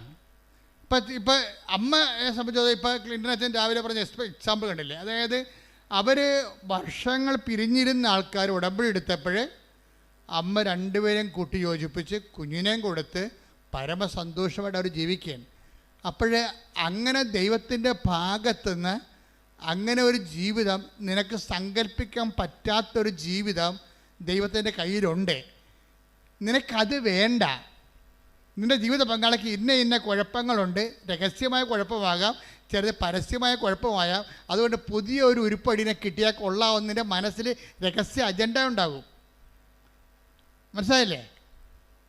അപ്പോൾ അതുകൊണ്ട് അതൊക്കെ ദൈവത്തിന് അറിയാമല്ലോ. നിൻ്റെ ഉദ്ദേശം ചിലപ്പോൾ വേറെ ആയിരിക്കുമെന്ന് അറിയാമല്ലോ. അത് വളരെ മനുഷ്യൻ്റെ പുറത്ത് പറയാൻ കൊള്ളാത്ത ഉദ്ദേശമായിരിക്കും നിൻ്റെ മനസ്സിലുള്ളതെന്ന് ദൈവത്തിന് അറിയാം.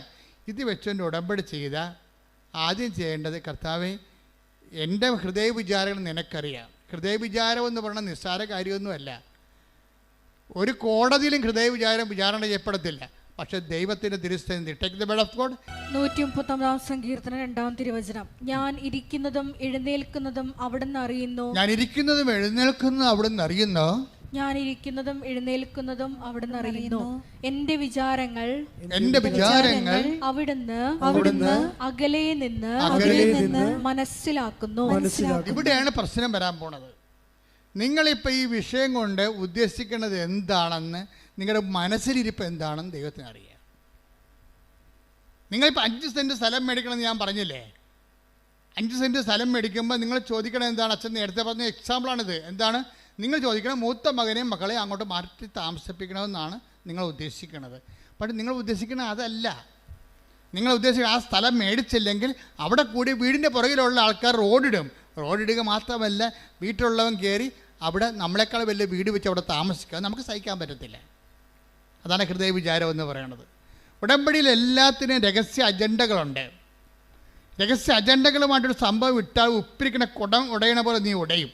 പ്രാർത്ഥിക്കുക, കർത്താവായ ദൈവമേ, വിശുദ്ധമായ ഉടമ്പടി വിശുദ്ധിയോടെ നിർവഹിക്കുവാൻ വിശുദ്ധമായ മനസ്സാക്ഷിയാൽ എന്നെ സ്നാനപ്പെടുത്തണമേ.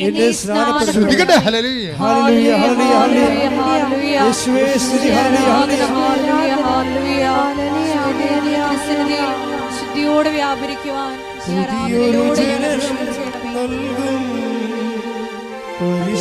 പരിശുദ്ധാത്മാവേ, പുതിയൊരു ശക്തിയിലുണരാ കൃപ നീ ചൊരിയണമേ. പരിശുദ്ധാത്മാവേ, ഞങ്ങളിൽ നിറയണമേ, നിറഞ്ഞു കവിയണമേ, കവിഞ്ഞൊഴുകണമേ.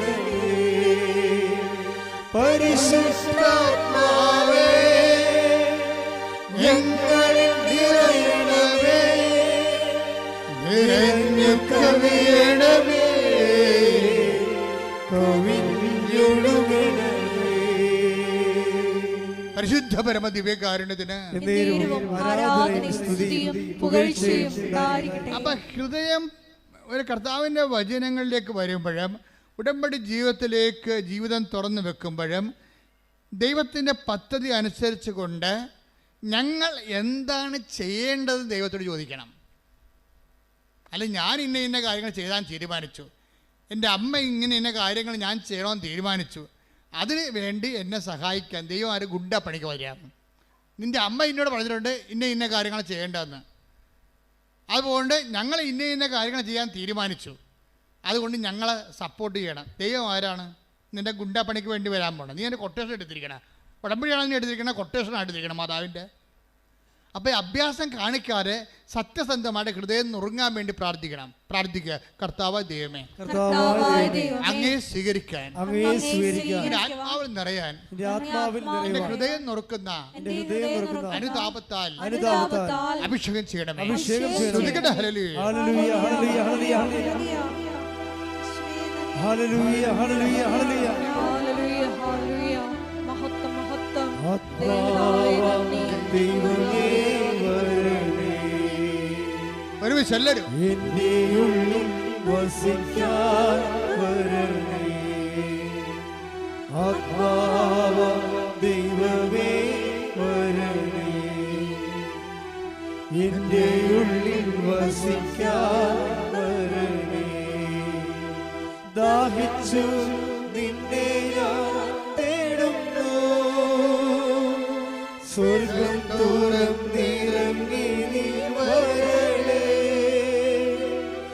ദാഹിച്ചു നിന്നെ ഞാൻ തേടുന്നു,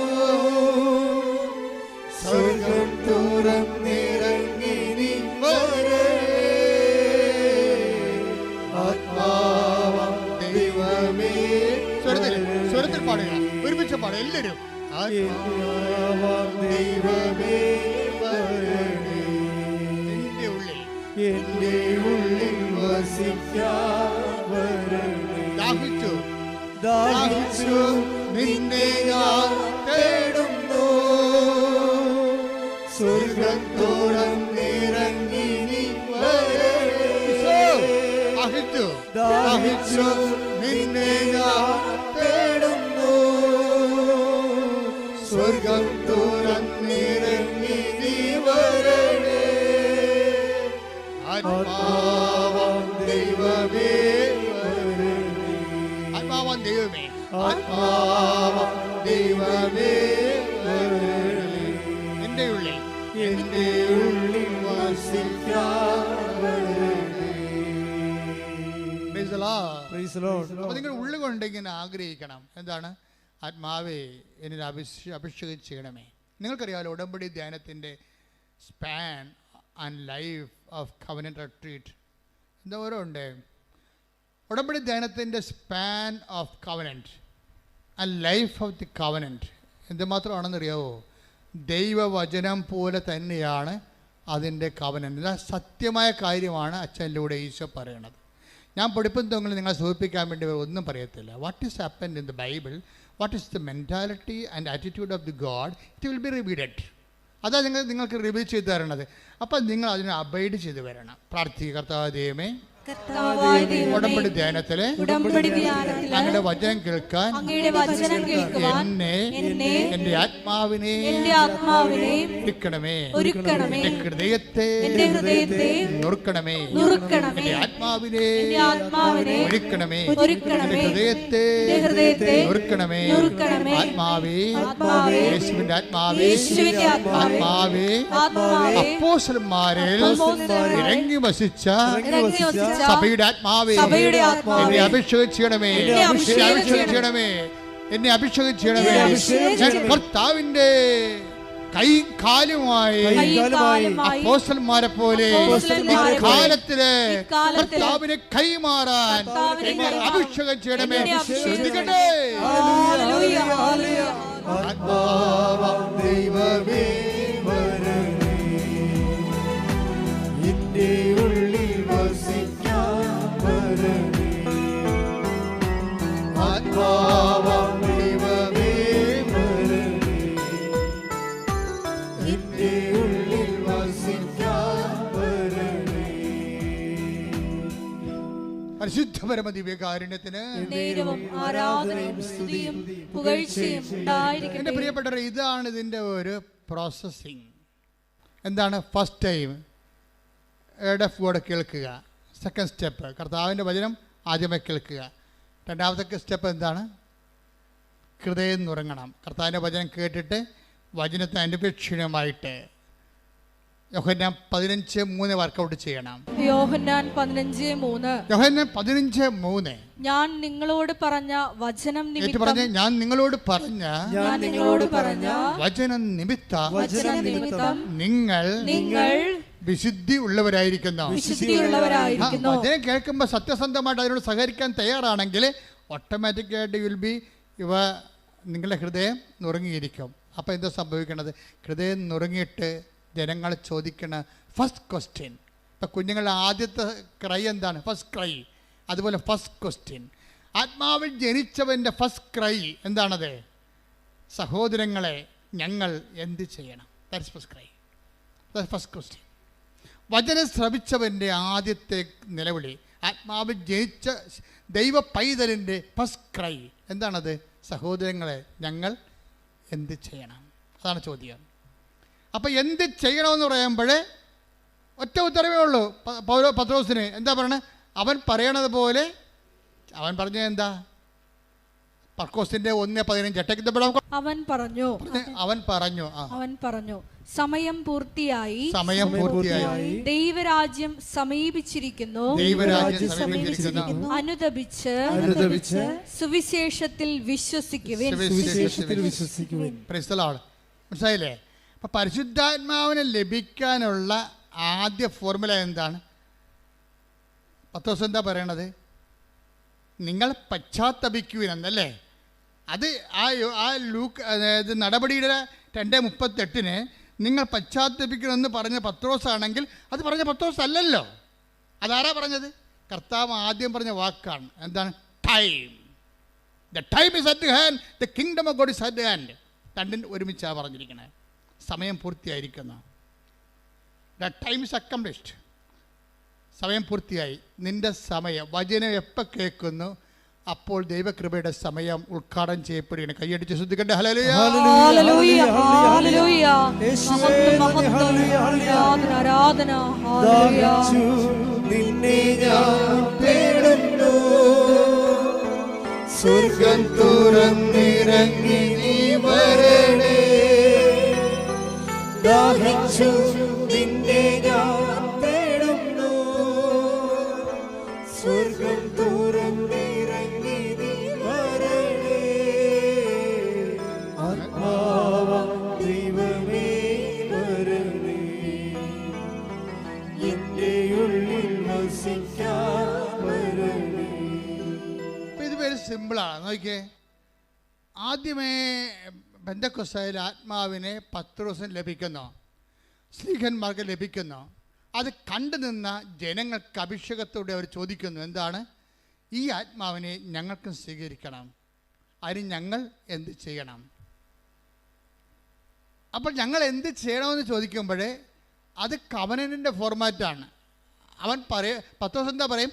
അവൻ പറയണ പോലെ നിങ്ങൾ ചെയ്യണം. അവൻ എന്താണ് ആദ്യം പറഞ്ഞത്? അവൻ പറഞ്ഞത് മർക്കോസ് 1:15 എന്താണ്?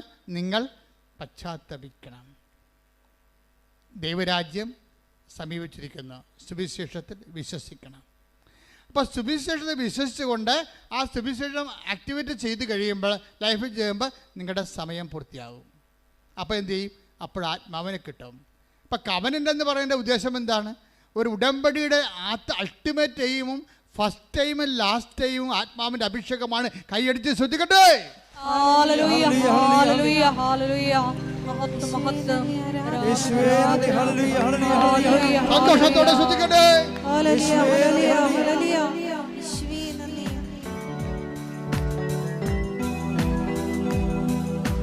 പെന്തക്കോസ്താനുഭവം തരണേ, പുതു സൃഷ്ടിയായി എന്നെ മാറ്റണേ. പെന്തക്കോസ്താനുഭവം തരണേ, പുതു സൃഷ്ടിയായി എന്നെ മാറ്റണേ. ആത്മാവാം ദൈവമേ വരണേ, എന്റെ ഉള്ളിൽ വസിക്കാൻ വരണേ.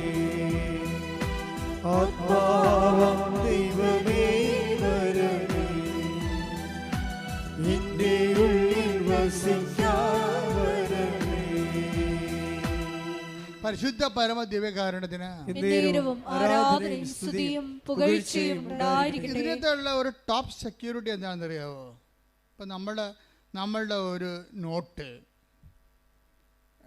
17 സെക്യൂരിറ്റി മാർക്കുകളുണ്ട് അല്ലേ? ഒരു നോട്ടിൽ 500 നോട്ടിലൊക്കെ ഗവൺമെൻറ് അംഗീകരിച്ച 17-18 സെക്യൂരിറ്റി മാർക്കുകളുണ്ട്. നമുക്ക് 1-2 മാർക്ക് അറിയാൻ പാടില്ല. നമുക്ക് ജലമുദ്ര അറിയാം. അത് നോക്കുമ്പോൾ അശോക ചക്രമൊക്കെ ഇരിക്കണ കാണാം അതിനകത്ത്. പിന്നെ വാട്ടർ മാർക്ക് കാണാം. പക്ഷേ ഗവൺമെൻറ്റിനറിയാം 17 ഉണ്ട്. കള്ളനോട്ടും ഒറിജിനൽ നോട്ടും തമ്മിൽ ഗവൺമെൻറ് അംഗീകരിച്ച 17 സെക്യൂരിറ്റി നോട്ടുണ്ട്. അപ്പോൾ 17 സെക്യൂരിറ്റി നോട്ടുണ്ടെങ്കിൽ അതിൻ്റെ അർത്ഥം അത് റിയൽ നോട്ടാണെന്ന്. അതിൻ്റെ മൂല്യം ഇന്ത്യയിൽ മൂല്യം ഉണ്ടാവും, അല്ലെങ്കിൽ നിങ്ങൾ അകത്താവും. വേറെ പ്രശ്നമൊന്നുമില്ല. നിങ്ങളിത് എവിടെ നിന്ന് കിട്ടിയെന്ന് അവർ ചോദിക്കും. പിന്നെ റൂട്ട് ചെയ്ത് പിന്നെ പണിയായിരിക്കും. പിന്നെ 10,000 ചോദ്യങ്ങൾ വരണം. അപ്പം ഇതുപോലെ കവന്റ് എന്ന് പറയുമ്പോൾ ഇതുപോലെ കുറേ സെക്യൂരിറ്റി ത്രെഡുകളുണ്ട് ഇതിൻ്റെ അകത്ത്. നിങ്ങളുടെ കയ്യിരിക്കുന്ന സംഭവത്തിന്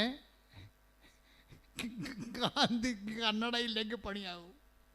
നിങ്ങളുടെ പല ഉടമ്പടിക്കും സെക്യൂരിറ്റി ത്രെഡുകളില്ല ആൾക്കാർക്ക്. ഉടമ്പടി ആദ്യം നമ്മൾ ചെയ്യേണ്ടത് ഈ സെക്യൂരിറ്റി ത്രെഡ് ഉറപ്പ് വരുത്തണം. എന്നുവെച്ചാൽ ഉടമ്പടി എന്താണ് നമ്മൾ ദൈവത്തോട് ചെയ്തിരിക്കുന്നത്, വാഗ്ദാനം ചെയ്തിരിക്കുന്നത്, അത് നമ്മൾ ചെയ്തിട്ടുണ്ടോ എന്ന് ഉറപ്പ് വരുത്തുക. അപ്പോൾ സെക്യൂരിറ്റി ത്രെഡ് ഓക്കെ ആവും. എന്താ കാര്യം ചെയ്തത്? ഇത് ഓക്കെ ആയി കഴിഞ്ഞാൽ പിന്നെ വേറെ ഒരു പ്രശ്നവുമില്ല. ബാക്കി എന്താ കാര്യം? പിന്നെ വേറെ പ്രശ്നമൊന്നുമില്ല. ബാക്കി ദൈവം ചെയ്യേണ്ടതാണ്. നമ്മളുടെ കാര്യം നമ്മുടെ ഭാഗത്ത് നമ്മൾ ഓക്കെ ആയിക്കഴിഞ്ഞാൽ പിന്നെ ഒരു പ്രശ്നമില്ല. ഈ 500 രൂപ നോട്ട് ലോകത്ത് എവിടെ കൊടുത്താലും വാല്യൂ ഉള്ളതാണ്. കാര്യം എന്താണ്? അത് കള്ളനോട്ടല്ല. കവനൻ്റ് അങ്ങനെയാണ്. കവനൻ്റിൻ്റെ സെക്യൂരിറ്റി ത്രെഡുകളെല്ലാം നിങ്ങളുടെ ഇവാഞ്ചലൈസേഷൻ, നിങ്ങൾ ജനങ്ങളെ വിശ്വാസം അറിയിക്കുക, ആതുര സേവനം ചെയ്യുക, വിശുദ്ധിയോട് ജീവിക്കുക, ബൈബിൾ വായിക്കുക, പ്രാർത്ഥനാ ജീവിതം കറക്റ്റ് ചെയ്യുക, കുടുംബത്തിൽ മാന്യമര്യാദയായിട്ട് ജീവിക്കുക, സ്നേഹത്തോടെ ജീവിക്കുക, അവതാരത്തോടെ ജീവിക്കുക, കാരുണ്യത്തോടെ ജീവിക്കുക. അങ്ങനെ ജീവിത രീതി സെക്യൂരിറ്റി ത്രെഡെല്ലാം കീപ്പ് ചെയ്താൽ ഇത് എവിടെ പോയാലും ഏത് കാലത്തും ഇത് വർക്കൗട്ട് ചെയ്യും. നമുക്ക് നോട്ട് പഴയതായാൽ പോലും, ഉടമ്പടി പഴയതായാൽ പോലും പുതിയതിൻ്റെ വിലയല്ല അതിനുള്ളത്. 500 രൂപയ്ക്ക് പഴയ നോട്ടാണെന്ന് പറഞ്ഞാൽ അതിന് 5 രൂപയുടെ വിലയല്ലല്ലോ. അപ്പോൾ ഉടമ്പടി പഴയതാണെങ്കിലും നിങ്ങൾ പാലിച്ചു പോകണമെങ്കിൽ പുതിയതിൻ്റെ വിലയാണ്. കൈയടിച്ച് സ്തുതിക്കട്ടെ. Hallelujah, hallelujah, hallelujah, hallelujah, hallelujah, hallelujah. പരിശുദ്ധ പരമ ദിവ്യകാരുണ്യത്തിന് അതെന്താ ഇങ്ങനെ പറയാൻ കാരണം വെച്ച് കഴിഞ്ഞാൽ, ഇപ്പം തന്നെ നമുക്ക് സങ്കീർത്തനം എടുത്ത മക്കളെ, സങ്കീർത്തനം 89:34. ഞാൻ എൻ്റെ ഉടമ്പടി ലംഘിക്കുകയില്ല, ഞാൻ ഉച്ചരിച്ച വാക്കിന് വ്യത്യാസം വരുത്തുകയില്ല. ദൈവത്തിൻ്റെ ഭാഗത്തുനിന്ന് പറയണതാണ്, നമ്മുടെ ഭാഗത്തുനിന്നല്ലേ. നിങ്ങൾ ഉഴപ്പിയാലും ഞാൻ ഉഴപ്പത്തില്ലെന്ന് പറയണ പച്ച മലയാളത്തിൽ. എന്താ പറയുക? സങ്കീർത്തനം 89:34. എന്താ ഒന്ന് വായിച്ചേ? ഞാൻ എൻ്റെ ഉടമ്പടി ലംഘിക്കുകയില്ല, ഞാൻ എൻ്റെ ഉടമ്പടി ലംഘിക്കുകയില്ല, ഞാൻ ഉച്ചരിച്ച വാക്കിന് വ്യത്യാസം വരുത്തുകയില്ല. അപ്പൊ ഇത് 100% ഷുവറായിട്ട് അവസാനം വരെ ദൈവം നമ്മുടെ കൂടെ നിൽക്കും. ഇത് രാത്രിയിലാണെങ്കിൽ ദൈവം എന്താ ചെയ്യണത്? വിശ്വസ്തത. അതാ സങ്കീർത്തനം 92:3 പറയണത് എന്താണ്? നിന്റെ രാത്രിയിൽ ഞാൻ നിന്നോട് വിശ്വസ്തത കാണിക്കും. അത് കാര്യം നിന്റെ രാത്രി എന്ന് പറയുമ്പോൾ കണ്ണ് കാണാൻ പാടില്ലാതെ നടക്കുകയാണ്, ബുദ്ധിയും ബോധവും ഇല്ലാതെ വലിയൊരു മിസ്ഗൈഡ് ചെയ്തുകൊണ്ട് നടക്കും. അന്തന ഇപ്പം നിങ്ങൾ ദൈവത്തിൽ അകന്നു പോയെന്ന് വിചാരിച്ചോ? എന്തെങ്കിലും തരികട വീട്ടിൽ വന്ന് നിങ്ങൾ അകന്നു പോയെന്ന് വിചാരിച്ചോ? എന്നിട്ട് അന്തനെ വഴി കാണിക്കണ പോലെ ചിലപ്പോൾ നിങ്ങളുടെ അളിയനായിരിക്കും നിങ്ങൾ വഴി കാണിക്കണത്, അല്ലെങ്കിൽ നിങ്ങൾ അയൽവാസി ആയിരിക്കും വഴി കാണിക്കണത്. നിങ്ങൾ എവിടെ കൊണ്ടുപോയി ഉറപ്പിച്ചാലും ശരി നിൻ്റെ രാത്രിയാണ്. പക്ഷെ നീ ഉടമ്പടി ദൈവം വിശ്വസ്തനായത് കാരണം നീ അഴിഞ്ഞു പോകാൻ, എൻ്റെ നിർമ്മലൻ അഴിഞ്ഞു പോകാൻ അനുവദിക്കുകയില്ല. കൈയടിച്ച് സ്തുതിക്കട്ടെ. Hallelujah, hallelujah, hallelujah, hallelujah. യേശുവേ നന്ദി. Hallelujah, hallelujah, hallelujah, hallelujah, hallelujah. യേശുവേ നന്ദി. ഹല്ലേലൂയ, ആരാധന, ആരാധന യേശുവേ, ആരാധന, ആരാധന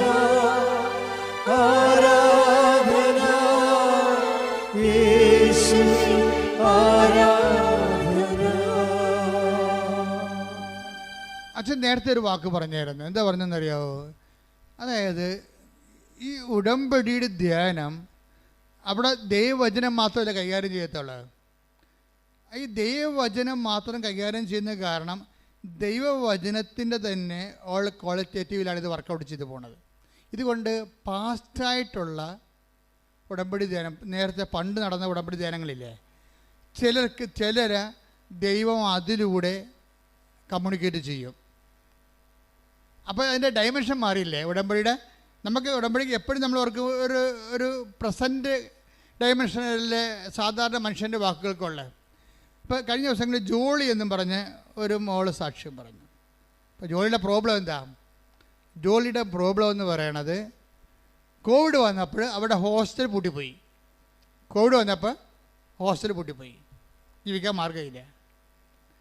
പക്ഷെ അവൾ ഉടമ്പടിയിലാണ്, അതാണ് സംഭവം. ഹോസ്റ്റൽ പൂട്ടി, ജീവിതമാർഗം പൂട്ടിയെങ്കിലും ജോളി ഉടമ്പടിയിലാണ്.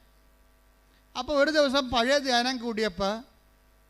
ധ്യാനം കൂടിക്കൊണ്ടിരിക്കുകയാണ്. കിട്ടിയ ധ്യാനം കൂടിയപ്പോൾ അതിനകത്ത് പറയുന്നുണ്ട്, ഫെബ്രുവരി 26, 27, 25, 26, 27 തീയതികളിൽ നീ അടഞ്ഞുപോയ നിൻ്റെ സ്ഥാപനം തുറന്നു വെക്കുക. ഒരു മെസ്സേജ് പണപ്പോക്കുണ്ടല്ലേ, ഏതോ ഒരു ധ്യാനത്തിൽ അന്ന് കിട്ടിയ ദർശനമാണത്. എന്താ പറഞ്ഞത്? ഫെബ്രുവരി 25, 26, 27 ഈ ദിവസങ്ങളിൽ നിൻ്റെ സ്ഥാപനം അടഞ്ഞു പോയിട്ടുണ്ടെങ്കിൽ ഈ ദിവസം 3 ദിവസം തുറന്നു വെക്കണം. ആ കച്ചവടം പൂട്ടിപ്പോയതായിരിക്കും കേസ് കേട്ടേ, അതിന് വിൽക്കാനേ പറ്റത്തുള്ളായിരിക്കും. പക്ഷേ സ്ഥാപനം നീ തുറന്നു വെക്കണം. 28-ാം തീയതി അത്ഭുതം കാണിക്കും കർത്താവ്. ഒരു മെസ്സേജാണ്. പക്ഷേ എന്താ പ്രോബ്ലം വെച്ച് കഴിഞ്ഞാൽ അതിൻ്റെ മദർ ബോർഡും ഹാൻഡ്സെറ്റും പോലുള്ള സംഭവമാണ്. ഇപ്പോൾ ഒരാൾക്കൊരു മെസ്സേജ് പാസ് ചെയ്യണമെങ്കിൽ അയാൾക്ക് അഭിഷേകം കൊടുക്കും ദൈവം. ഇത് നിന്നെക്കുറിച്ചുള്ള മെസ്സേജാണെന്ന് പറയും. അത് ജനറലായിട്ട് പറഞ്ഞതാണ്. പക്ഷെ ദൈവം അവരെ ഉദ്ദേശിക്കുന്നുണ്ട്, അവരെ ലീഡ് ചെയ്യാൻ വേണ്ടി അത് ഉദ്ദേശിക്കുന്നുണ്ട്. ഉടനെ ജോലി എന്നാ ചെയ്യണമെന്ന് വെച്ച് കഴിഞ്ഞാൽ, ഈ പറഞ്ഞത് ഞങ്ങളുടെ വീടിന് വേണ്ടി കർത്താവ് പറഞ്ഞ മെസ്സേജാണ്. അതുകൊണ്ട് ചേട്ടായിയോട് പറഞ്ഞു, ചേട്ടായി നമ്മുടെ ഹോസ്റ്റല് പൂട്ടിപ്പോയതാണ്, നമ്മൾ തുറക്കാൻ പോയി. ഇത് കർത്താവ് നമുക്ക് തന്ന സന്ദേശമാണ്.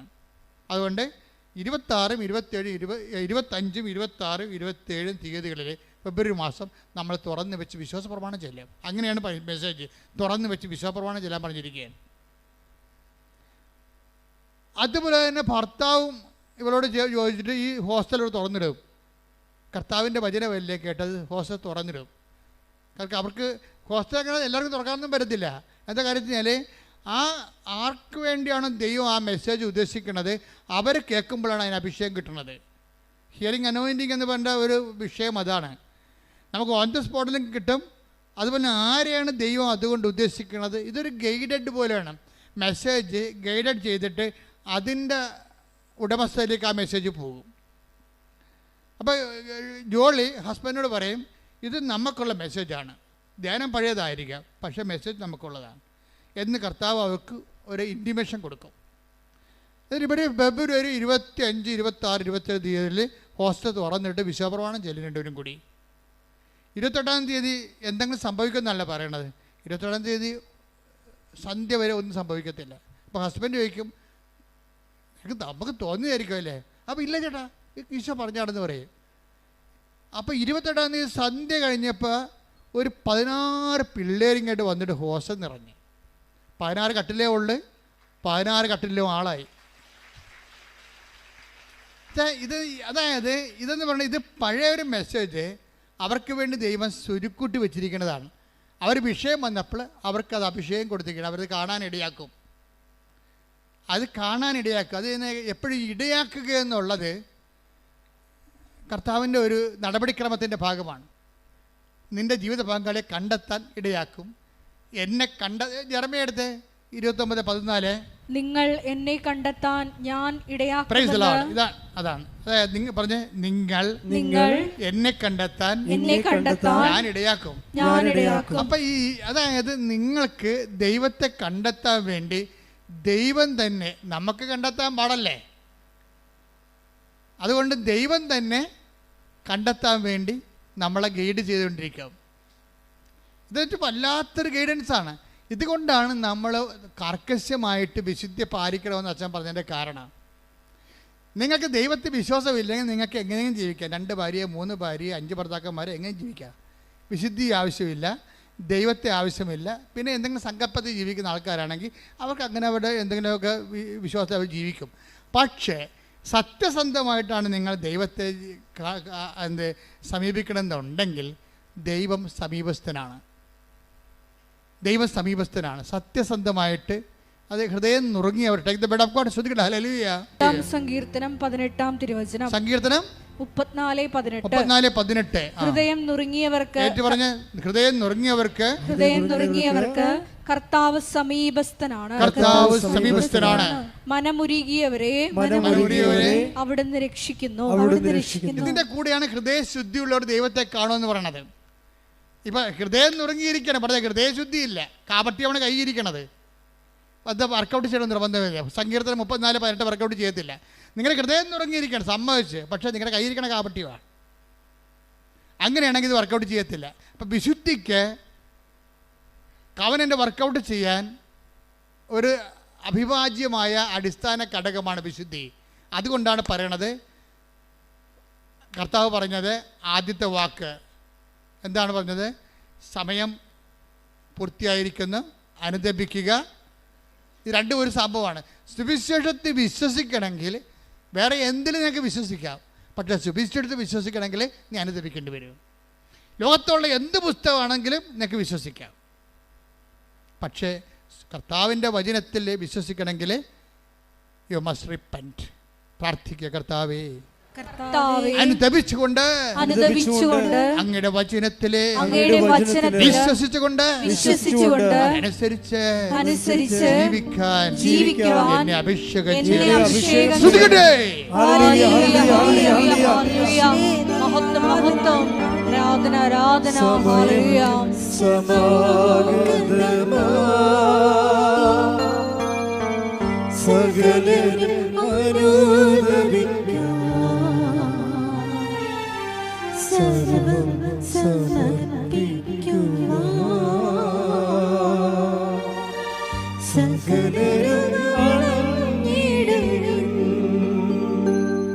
ഉടമ്പടി ധ്യാനം നിങ്ങളെ കുടുംബമൊക്കെ മനസ്സിലാകുന്നില്ലേ? അതിൻ്റെ അകത്ത് ക്രിസ്ത്യൻ നോൺ ക്രിസ്ത്യൻ അങ്ങനെയൊന്നും ഇല്ലെന്ന് തോന്നണം. കാര്യം കവനൻ്റെ റിസൾട്ട് വരുമ്പോൾ നമ്മൾക്ക് ആരാണ് ക്രിസ്ത്യൻ ആരാണ് നോൺ ക്രിസ്ത്യൻസ് എന്ന് ഒരു പിടിയും കിട്ടത്തില്ല. കാര്യം എന്താണ്? ആരാണ് ഹൃദയശുദ്ധിയുള്ളവരെ, ആരാണ് ദൈവത്തോട് സത്യസന്ധതയുള്ളവരെ, ആരാണ് വചനത്തിൽ വിശ്വസിക്കാൻ കഴിവുള്ളവർ. അത് കപ്പാസിറ്റിയാണത്, അതൊരു കപ്പാസിറ്റിയാണ്. നിങ്ങൾ വിജയിക്കേണ്ടത് കവനൻ്റ് കപ്പാസിറ്റി ഒരേ സമയം ഒരേ രീതിയിൽ പോണതാണ്. നിങ്ങൾ കവനൻ്റിലാണെങ്കിൽ കപ്പാസിറ്റി വർദ്ധിപ്പിക്കണം. നിങ്ങൾ അനുദപിക്കാൻ പറയുന്നതും സൽപ്രവൃത്തികൾ ചെയ്യാൻ പറയുന്നതും സാക്ഷികളാകാൻ പറയുന്നതിൻ്റെ ഉദ്ദേശം നിങ്ങളുടെ കപ്പാസിറ്റി എംപവർ ചെയ്യാനാണ്. എന്താണ്?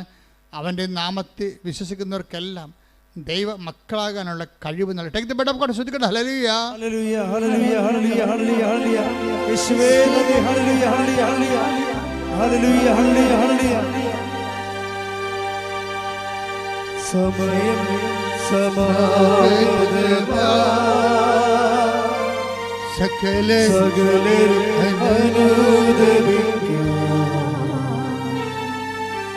സർവം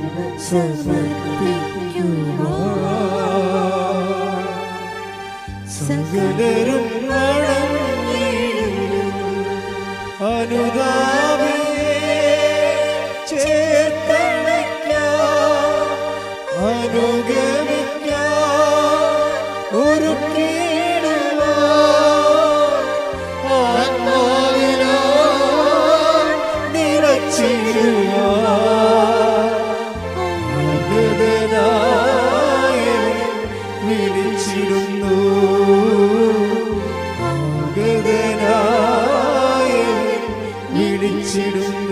പരിശുദ്ധ പരമദിവ്യകാരുണ്യത്തിന് ആരാധനയും സ്തുതിയും പുകഴ്ചയും യോഹന്നാൻ 1:12 തന്നെ സ്വീകരിച്ചവർക്കെല്ലാം പറഞ്ഞ തന്നെ സ്വീകരിച്ചവർക്കെല്ലാം തന്റെ നാമത്തിൽ തന്റെ വിശ്വസിക്കുന്നവർക്കെല്ലാം നാമത്തിൽ വിശ്വസിക്കുന്നവർക്കെല്ലാം ദൈവമക്കളാകാനുള്ള അവൻ കഴിവ് നൽകി.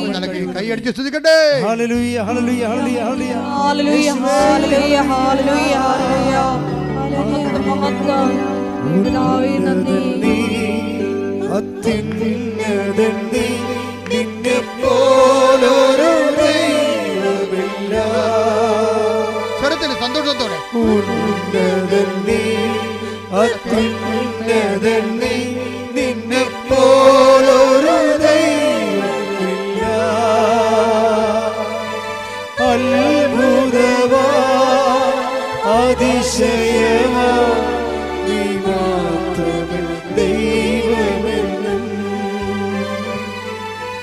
അത്ഭുതവാ, അതിശയവാ, നീ മാത്രമേ ദൈവമെന്നും. Praise the Lord. അത് സിമ്പിൾ ഫോർമുലയാണ് പരിശുദ്ധാത്മാവ് നിറയാൻ വേണ്ടി നൽകുന്നത്. അതാണ് നടപടി പുസ്തകത്തിന്റെ 2:38 പറഞ്ഞ പത്രോസ് പറഞ്ഞു, നിങ്ങൾ പശ്ചാത്തപിക്കുവിൻ, പാപമോചനത്തിനായി എല്ലാവരും യേശുക്രിസ്തുവിന്റെ നാമത്തിൽ സ്നാനം സ്വീകരിക്കുവിൻ. പരിശുദ്ധാത്മാവിന്റെ ദാനം നിങ്ങൾക്ക് ലഭിക്കും. അപ്പൊ ഈ സ്നാനം എല്ലാവർക്കും സ്വീകരിക്കാൻ പറ്റുമോ? നിങ്ങൾക്ക് ഇപ്പോൾ സ്നാനം സ്വീകരിച്ചു കഴിഞ്ഞാൽ ഉടനെ അതൊരു മതപരിവർത്തനമായിട്ട് മാറും. സ്വാഭാവികമായിട്ട് ആ റിസ്ക് ഒക്കെ എടുത്തിട്ട് സ്വന്തമായിട്ട് സ്വീകരിക്കുന്ന ആൾക്കാരുണ്ട്. ആ വിഷയം നമുക്ക് നമ്മളുടെ പെർസ്പെക്റ്റീവിൽ ലക്ഷ്യങ്ങൾ വരുന്ന വിഷയമല്ല. പക്ഷേ നമ്മുടെ ലക്ഷ്യങ്ങൾ വരുന്ന ഒരു വിഷയമുണ്ട്.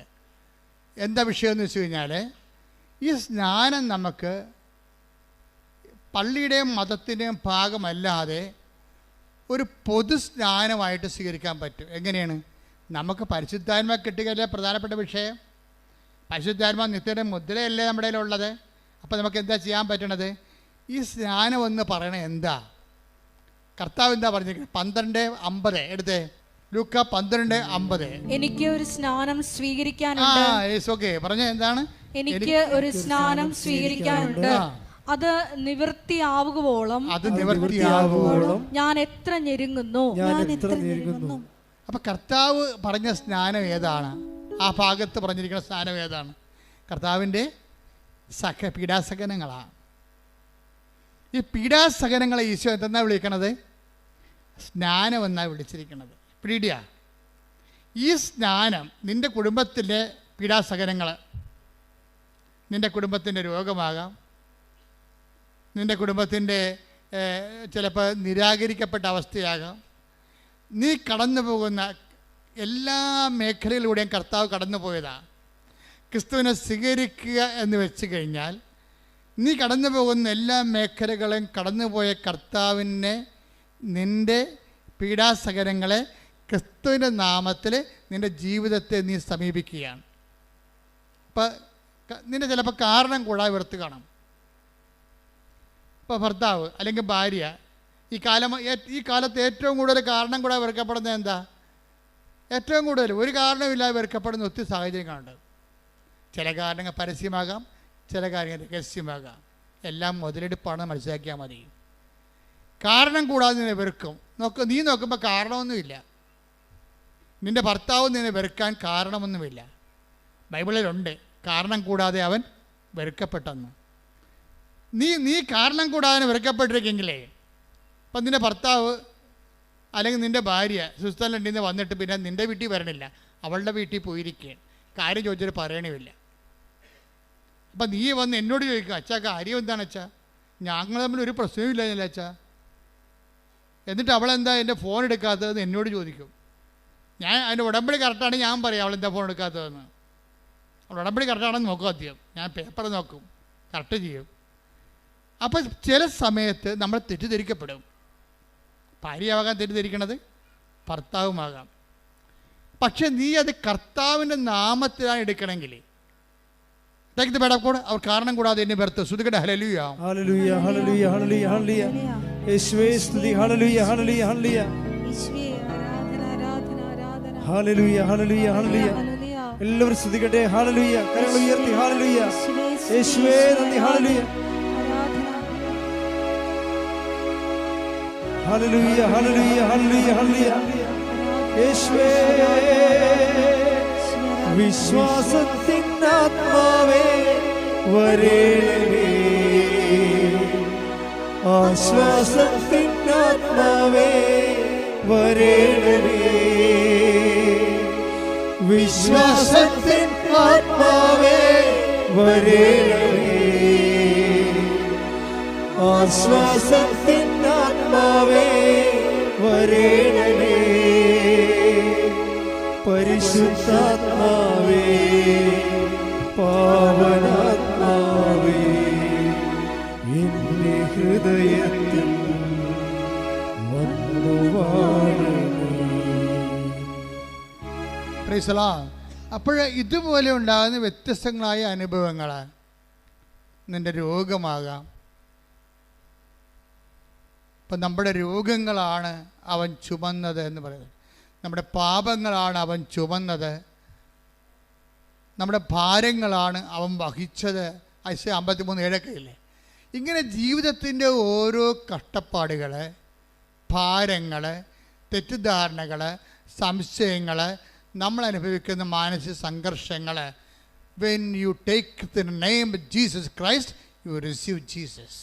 നിങ്ങൾ കർത്താവിൻ്റെ നാമത്തിലെടുത്താൽ കർത്താവിനെ സ്നാനപ്പെടുന്ന പോലെയാവും. മനസ്സിലായില്ലേ?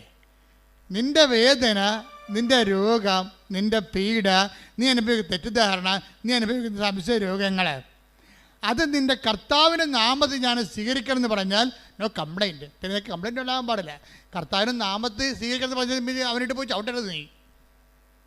പക്ഷേ കർത്താവിൻ്റെ നാമത്തിൽ സ്വീകരിക്കണം എന്ന് പറഞ്ഞാൽ പിന്നെ ഉടനെ മരിയൻ ഫോർമാറ്റിലേക്ക് നിൻ്റെ ജീവിതം ക്രമീകരിക്കും. എന്താണ്? അമ്മയ്ക്ക് കിട്ടിയ എല്ലാ സഹനങ്ങളും ദൈവത്തിൻ്റെ നാമത്തിൽ സ്വീകരിക്കുന്ന കാരണം അമ്മ പിന്നെ എന്ത് ചെയ്യും? ഹൃദയത്തിൽ സംഭരിക്കും, മിണ്ടത്തില്ല. ഈ അക്കൗണ്ടിലേക്ക്, മരിയൻ അക്കൗണ്ടിലേക്ക് ഇത് കരി ഓവർ ചെയ്യുമ്പോൾ ശ്രദ്ധിക്കേണ്ട കാര്യം മൗനമാണ്. പറഞ്ഞ മനസ്സിലായില്ലേ? നിൻ്റെ ഭർത്താവ്, നിൻ്റെ ഭാര്യ, അത് നിൻ്റെ അയൽവാസി, നിൻ്റെ ബന്ധുക്കൾ നിന്നെ വിഷമിപ്പിക്കുകയോ ഞെരുക്കുകയോ മനഃപൂർവ്വം ഏഷണി, പക, പരദൂഷണം നിന്നെ വിഷമിപ്പിക്കുകയും നിൻ്റെ വളർച്ചയെ മുരടിപ്പിക്കുകയും ചെയ്താൽ, when you take it in the name of Jesus Christ, you have baptized in the name of Jesus Christ. അവൻ നിൻ്റെ കർത്താവിൻ്റെ നാമത്തിൽ സ്വീകരിച്ചാൽ നീ യേശുവിൻ്റെ നാമത്തിൽ സ്നാനമേൽക്കുകയാണ്. യേശുവിൻ്റെ നാമത്തിൽ സ്നാനസ്ഥാനത്തിൻ്റെ ശരീരഭാഷ എന്താണ്? മൗനമാണ്. അവിടെ കിടന്ന് കാറകുകയല്ല. അമ്മയുടെ ജീവിതം നിത്യജ്ഞാനസ്ഥാനത്തിൻ്റെ ജീവിതമാണ്. എന്താ കാര്യം? എല്ലാ സഹനങ്ങളിലും ദൈവം സ്നാനപ്പെടുത്തുന്ന സമയമാണെന്ന് മനസ്സിലാക്കിക്കൊണ്ട് അമ്മ ഹൃദയത്തെ സംഗ്രഹിച്ച് മൗനമായിരിക്കും. ദൈവമല്ലേ കർത്താവ് നിന്നോട് സംസാരിക്കുകയാണ്. ഇപ്പോൾ എന്താ സംസാരിക്കണത്? നിൻ്റെ ജ്ഞാനസ്ഥാനങ്ങളിലെ നീ മൗനമായിരുന്നു കൊണ്ട് അമ്മയുടെ മധ്യസ്ഥത്തിലെ ഈശോ നിന്നെ രൂപപ്പെടാൻ വേണ്ടി കർത്താവിൻ്റെ നാമത്തിൽ നീ ഈറ്റുന്നവ അനുഭവിക്കാൻ വേണ്ടി ശ്രദ്ധിക്കട്ടെ.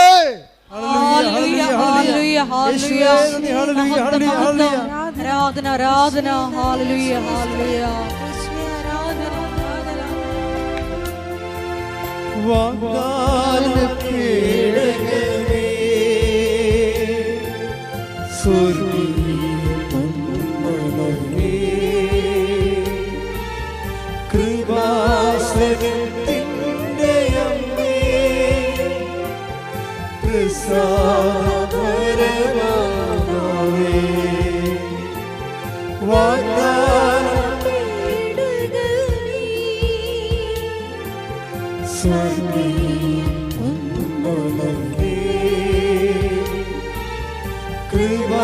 കൃപാസനത്തിൻ്റെ അമ്മേ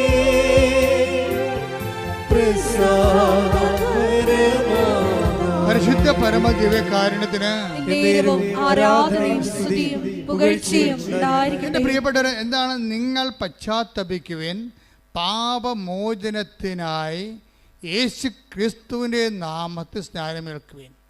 അപ്പം നിങ്ങളുടെ സഹനങ്ങളാകുന്ന ജ്ഞാനസ്ഥാനത്തിന് പാപത്തെ മോചിപ്പിക്കാനുള്ള കഴിവുണ്ട്. സഭയിൽ കവദാസ ജീവിതമില്ലാത്ത കഴിക്കാത്തവരെ അച്ഛൻ്റെ വചനങ്ങൾ നിങ്ങൾക്ക് വേണ്ടി ഈശോ സംസാരിക്കണമെന്ന് നിങ്ങൾ മനസ്സിലാക്കണം.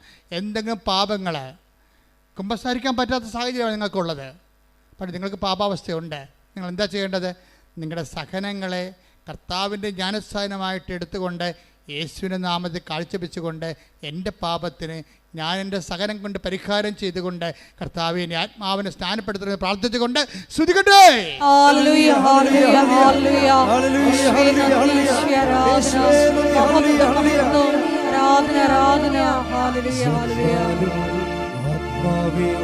പാവനാത്മാവേ തന്നാകും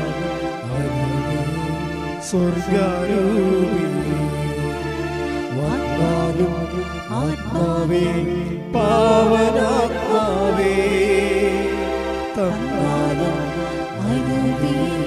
സ്വർഗാരൂപി വിശ്വാസത്തിനാത്മാവേ വരേണമേ ആശ്വാസത്തിനാത്മാവേ വരേണമേ വിശ്വാസത്തിനാത്മാവേ വരേണമേ ആശ്വാസത്തിനാത്മാവേ വരേണമേ പരിശുദ്ധാത്മാവേ പാവനാത്മാവേ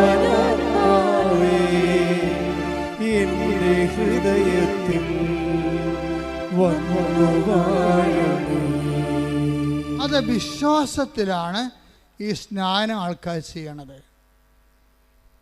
നമ്മുടെ സങ്കടങ്ങളെ, നമ്മുടെ ക്ഷതങ്ങളെ മാനസികമായി ശാരീരികമാകാൻ അത് നമ്മൾ കർത്താവിൻ്റെ നാമത്തിൽ ഏറ്റെടുത്ത് കഴിയുമ്പോൾ നീ ഒരു സഹനത്താൽ ആത്മീയ സ്നാനം പ്രാപിച്ചുകൊണ്ട് കർത്താവിൻ്റെ ആത്മാവിനും അനുഗ്രഹത്തിനും നീ അവകാശിയായി മാറുന്നെന്നാണ് ഇപ്പോൾ നൽകിക്കൊണ്ടിരിക്കുന്ന ഉപദേശങ്ങൾ.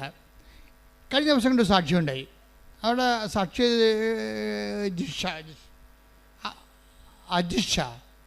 അജിഷ നടുവട്ടം സ്ഥലം എവിടെയാ? അങ്കമാലി. അജിഷയുടെ സാക്ഷ്യം ഇതുപോലെ കർത്താവിൻ്റെ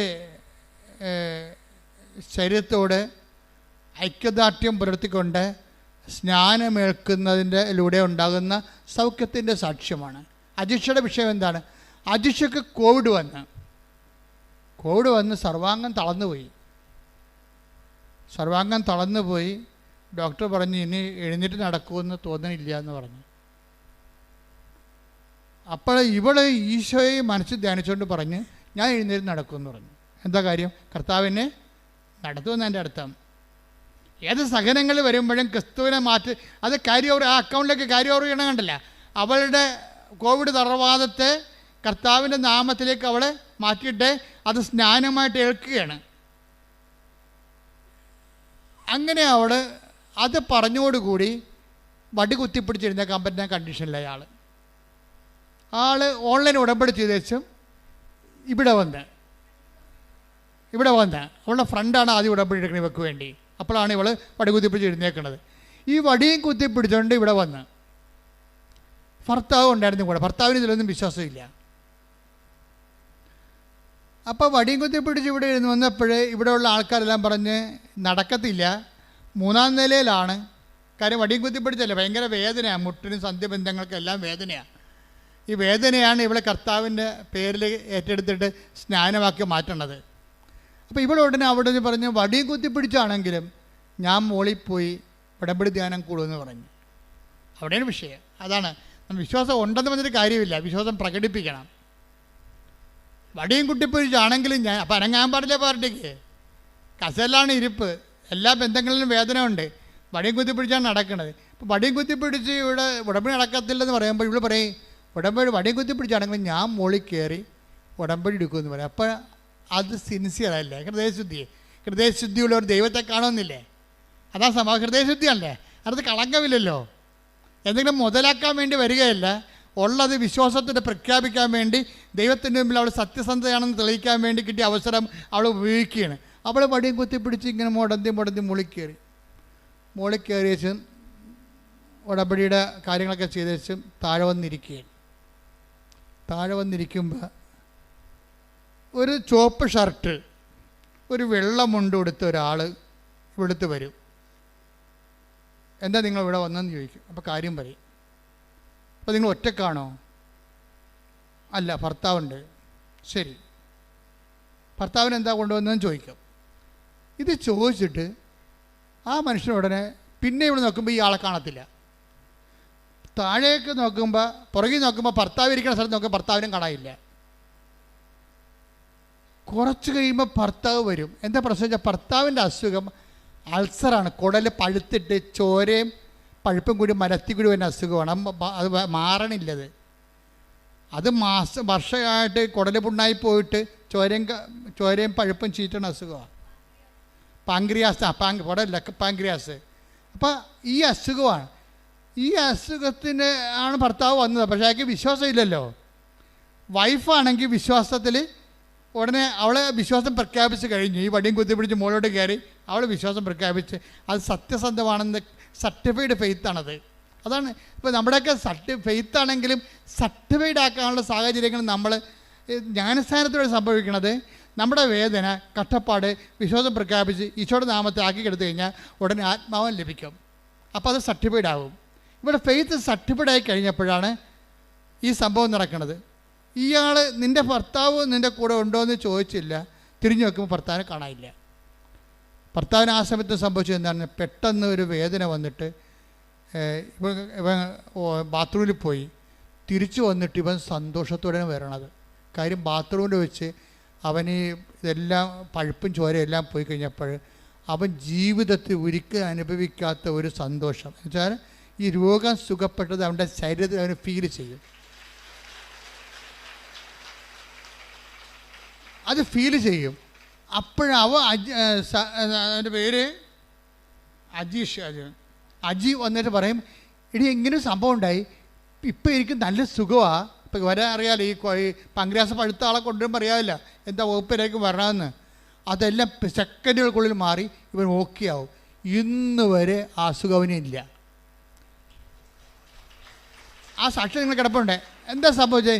ഇവളാണെങ്കിൽ ഈ അജീഷ എന്ന് പറയുന്നതാണെങ്കിൽ ഉടമ്പടി എടുത്തോടുകൂടി അവളുടെ രോഗം വടിയെ കുത്തിപ്പിടിച്ച് നടന്ന ആൾ വടിയെല്ലാം മാറ്റി ആൾ ഓക്കെ ആയി വണ്ടിയെ പോകാൻ തുടങ്ങിയ അവസ്ഥ. സ്വന്തമായിട്ട് സ്കൂട്ടർ ഓടിക്കാൻ തുടങ്ങി. സ്കൂട്ടർ ഓടിച്ചിട്ട് അവൾ 3 കൊല്ലമായിട്ട് അവൾക്ക് ജോലിയില്ല. 3ാമത്തെ കൊല്ലം ശരിക്കും ഇയർ ബാക്ക് ആയില്ലേ. എന്നിട്ട് ഒരു നേഴ്സായിട്ട് അവൾ അപ്പോയിൻമെൻ്റ് ആയി, ജോലിയായി.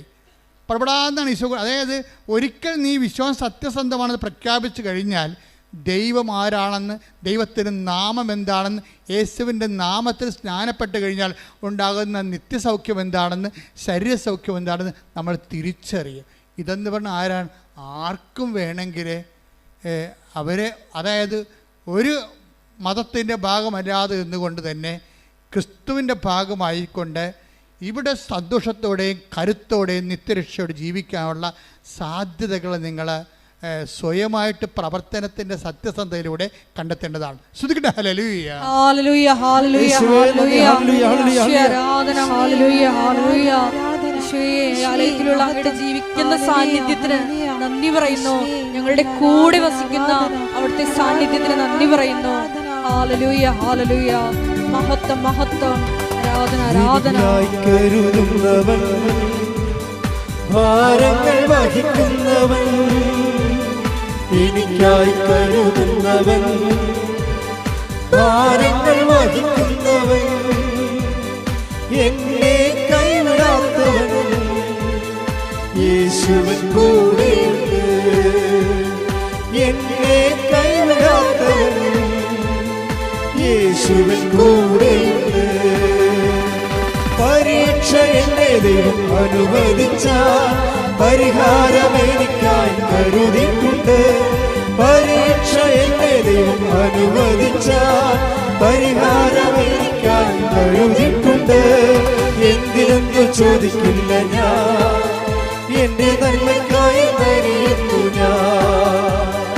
എന്തിനെന്നു ചോദിക്കില്ല ഞാൻ, എന്റെ നന്മയ്ക്കായി നരിയുന്നു ഞാൻ. പരിശുദ്ധ പരമദിവ്യകാരുണ്യത്തിന് ആരാധനയും സ്തുതിയും പുകഴ്ചയും ഉണ്ടായിരിക്കട്ടെ. ഞാനിങ്ങനെ നിങ്ങളുടെ ഓരോ മനുഷ്യരുടെ അനുഭവങ്ങളിൽ പോയാണ് സുവിശേഷ വ്യാഖ്യാനിക്കുന്നത്. അപ്പം ഞാൻ പറഞ്ഞു നിങ്ങളോട് ഒരു മതത്തിൻ്റെ ഭാഗമാണെന്ന് നിങ്ങളോട് പറയും, അച്ഛൻ മതം ഉപേക്ഷിക്കാൻ പറഞ്ഞാൽ നിന്നെവർ.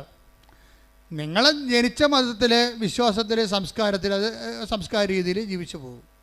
പക്ഷെ ക്രിസ്തുവിനെ സ്വീകരിക്കണം ഇതുമായിട്ട് ഒരു ബന്ധമുള്ള കാര്യമല്ല. ക്രിസ്തുവിനെ സ്വീകരിക്കാൻ നിങ്ങൾക്ക് വേണ്ടത് അനുതാപവും അവൻ്റെ നാമത്തിലുള്ള വിശ്വാസവും ആ വിശ്വാസത്തിനനുസരിച്ചുള്ള പ്രവർത്തനങ്ങളുമാണ്.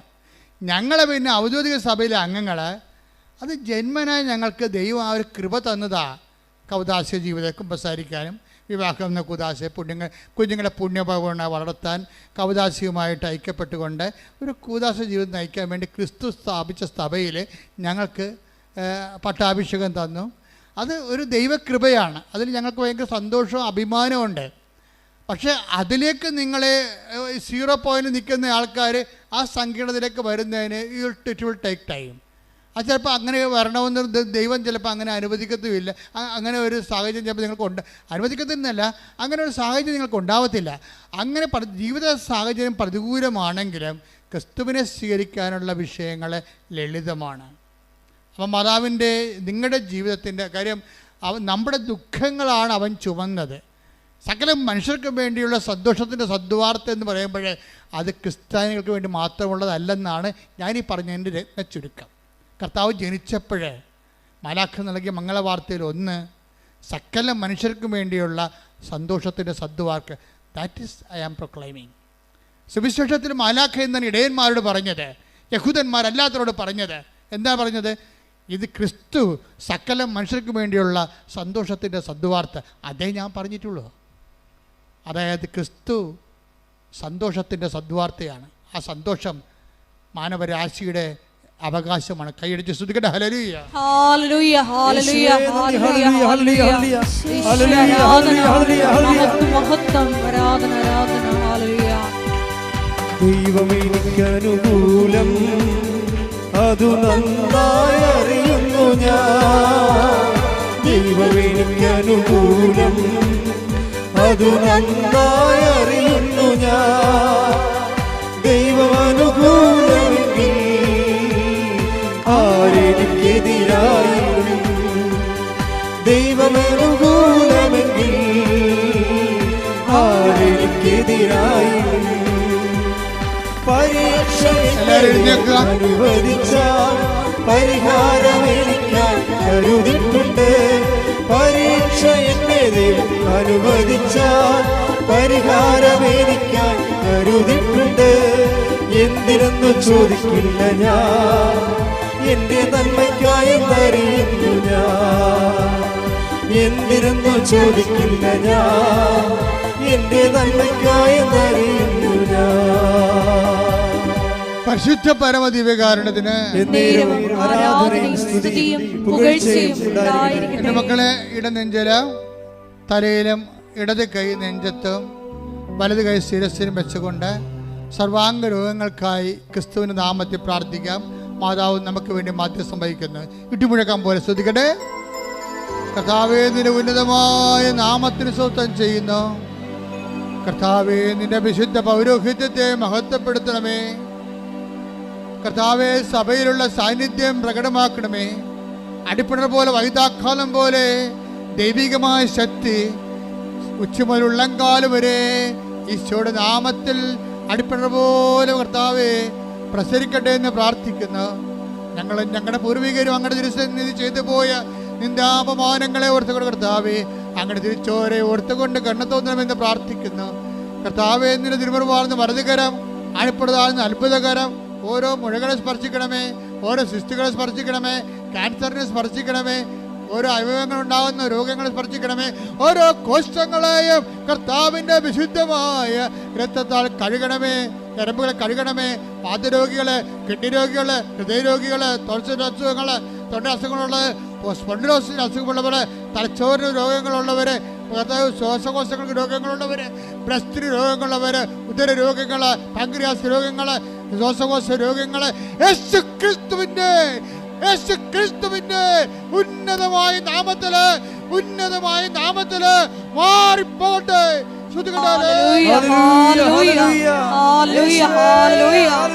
എല്ലാ രോഗങ്ങളും സുഖപ്പെട്ടുകൊണ്ട് അങ്ങയുടെ നാമത്തെ ഈ ആരാധനയിലൂടെ വീണ്ടും വീണ്ടും മഹത്വപ്പെടുത്തണമേ. സദയം തുണേണേ സുഖമായി എന്റെ ഉള്ളം അരികിൽ വരേണേ. സദയം തുണേണേ സുഖമായി എൻ്റെ ഉള്ളം. കൈകൾ രണ്ടും പിടച്ച് നെഞ്ചത്ത് വെക്കുക. ജീവിത വിഷയങ്ങൾക്ക് വേണ്ടി പ്രാർത്ഥിക്കുന്ന സമയമാണ്. ഓൺലൈനുള്ളവർ ശ്രദ്ധിക്കുക. ജോലിയില്ലാത്തവര്, വീടില്ലാത്തവര്, വഴിയില്ലാത്തവര്, വിദേശങ്ങളിൽ ജയിലിൽ അകപ്പെട്ടിരിക്കുന്നവര്, വിദേശ ജോലിക്ക് തടസ്സമുള്ളവര്, വിദേശത്ത് ജോലി നഷ്ടപ്പെട്ടവര് എല്ലാവരും ഓർത്ത് പ്രാർത്ഥിക്കുന്നു. നിങ്ങളെ വേദനിപ്പിക്കുന്നവര്, ജോലി സ്ഥലങ്ങളിൽ നിങ്ങളെ മാനസികമായി പീഡിപ്പിക്കുന്നവര് എല്ലാവരും വിശുദ്ധമായ രക്തത്താൽ കർത്താവ് തളിക്കപ്പെടട്ടെ. കർത്താവേ, ജോലി നാട്ടിലില്ലാത്തവര്, പരീക്ഷ എഴുതി നിൽക്കുന്നവർ, റിസൾട്ട് പ്രതീക്ഷിക്കുന്നവർ, പരീക്ഷ ചില തോറ്റുപോയിട്ടുണ്ടെങ്കിൽ അവരെ സംബന്ധിച്ച് പ്രാർത്ഥിക്കുന്നു. അവരുടെ ജീവിതത്തെ സംബന്ധിച്ച് പ്രാർത്ഥിക്കുന്നു. അവരുടെ കാൽക്കുലേഷൻ സംബന്ധിച്ച് പ്രാർത്ഥിക്കുന്നു. ജീവിതത്തിൻ്റെ ഓരോ വിഷയങ്ങളിൽ ഒരു തീരുമാനം എടുക്കാനുള്ളവർ പ്രത്യേക ഡേറ്റുകൾ ഓർക്കുക. ഈ മാസം കടന്നു പോകേണ്ട, ഈ ആഴ്ചയിൽ കടന്നു പോകേണ്ട പ്രധാനപ്പെട്ട ഡേറ്റുകൾ ഓർക്കുക. പരീക്ഷാ ഡേറ്റുകൾ, ഇൻ്റർവ്യൂ ഡേറ്റുകൾ, യാത്രാ ഡേറ്റുകൾ, രജിസ്ട്രേഷൻ ഡേറ്റുകൾ, ജപ്റ്റ് ഡേറ്റുകൾ, എല്ലാ ഡേറ്റുകളും സമർപ്പിക്കട്ടെ. അശുദ്ധമായ സ്തുതികളെ മക്കളില്ലാത്തവർ, ഗർഭിണികൾക്ക്, ഗർഭത്തെ ശിശുവിന് രോഗങ്ങളുള്ളവർ, ഗർഭിണികൾക്ക് പലതരത്തിലുള്ള വൈകല്യങ്ങൾ, തകരാറുള്ളവർ പ്രാർത്ഥിക്കട്ടെ. മക്കളില്ലാത്തവർ പ്രാർത്ഥിക്കട്ടെ. കുടുംബ തകർച്ചയുള്ളവർ പ്രാർത്ഥിക്കട്ടെ. ഡൈവേഴ്സ് ആയിരിക്കുന്നവർ പ്രാർത്ഥിക്കട്ടെ. കോടതി കേസുള്ളവർ പ്രാർത്ഥിക്കട്ടെ. ഇടിമുഴക്കം പോലെ സ്തുതിക്കട്ടെ. ഹല്ലേലൂയ. എല്ലാ ജീവിത ദുരിതങ്ങളും തടസ്സങ്ങളും നീങ്ങിപ്പോയിക്കൊണ്ട് ഈശോയുടെ നാമത്തെ ഈ ആരാധനയിലൂടെ വീണ്ടും വീണ്ടും മഹത്വപ്പെടുത്തണമേ. ഹല്ലേലൂയ. എല്ലാവരും മുട്ടേന്നിക്കുക. മരിയൻ ഉടമ്പടിയിലൂടെ പ്രഭാതത്തിൽ അങ്ങ് ഞങ്ങളോട് കാണിക്കുന്ന കാരുണ്യത്തിനും രാത്രിയിൽ പ്രദർശിപ്പിക്കുന്ന വിശ്വസ്തതയ്ക്കും നന്ദി പറയുന്നു. അനുദപിച്ച് സുവിശേഷത്തിൽ വിശ്വസിച്ചുകൊണ്ട് ദൈവ കൃപ കരയേറ്റുവാൻ ഞങ്ങളെ ഓരോരുത്തരെയും ഇടയാക്കണമേ എന്ന് പ്രാർത്ഥിച്ചുകൊണ്ട് ശിരസ് നമിച്ച് നമുക്ക് ദിവ്യകാരുണ്യനാഥൻ്റെ ആശീർവാദം സ്വീകരിക്കാം.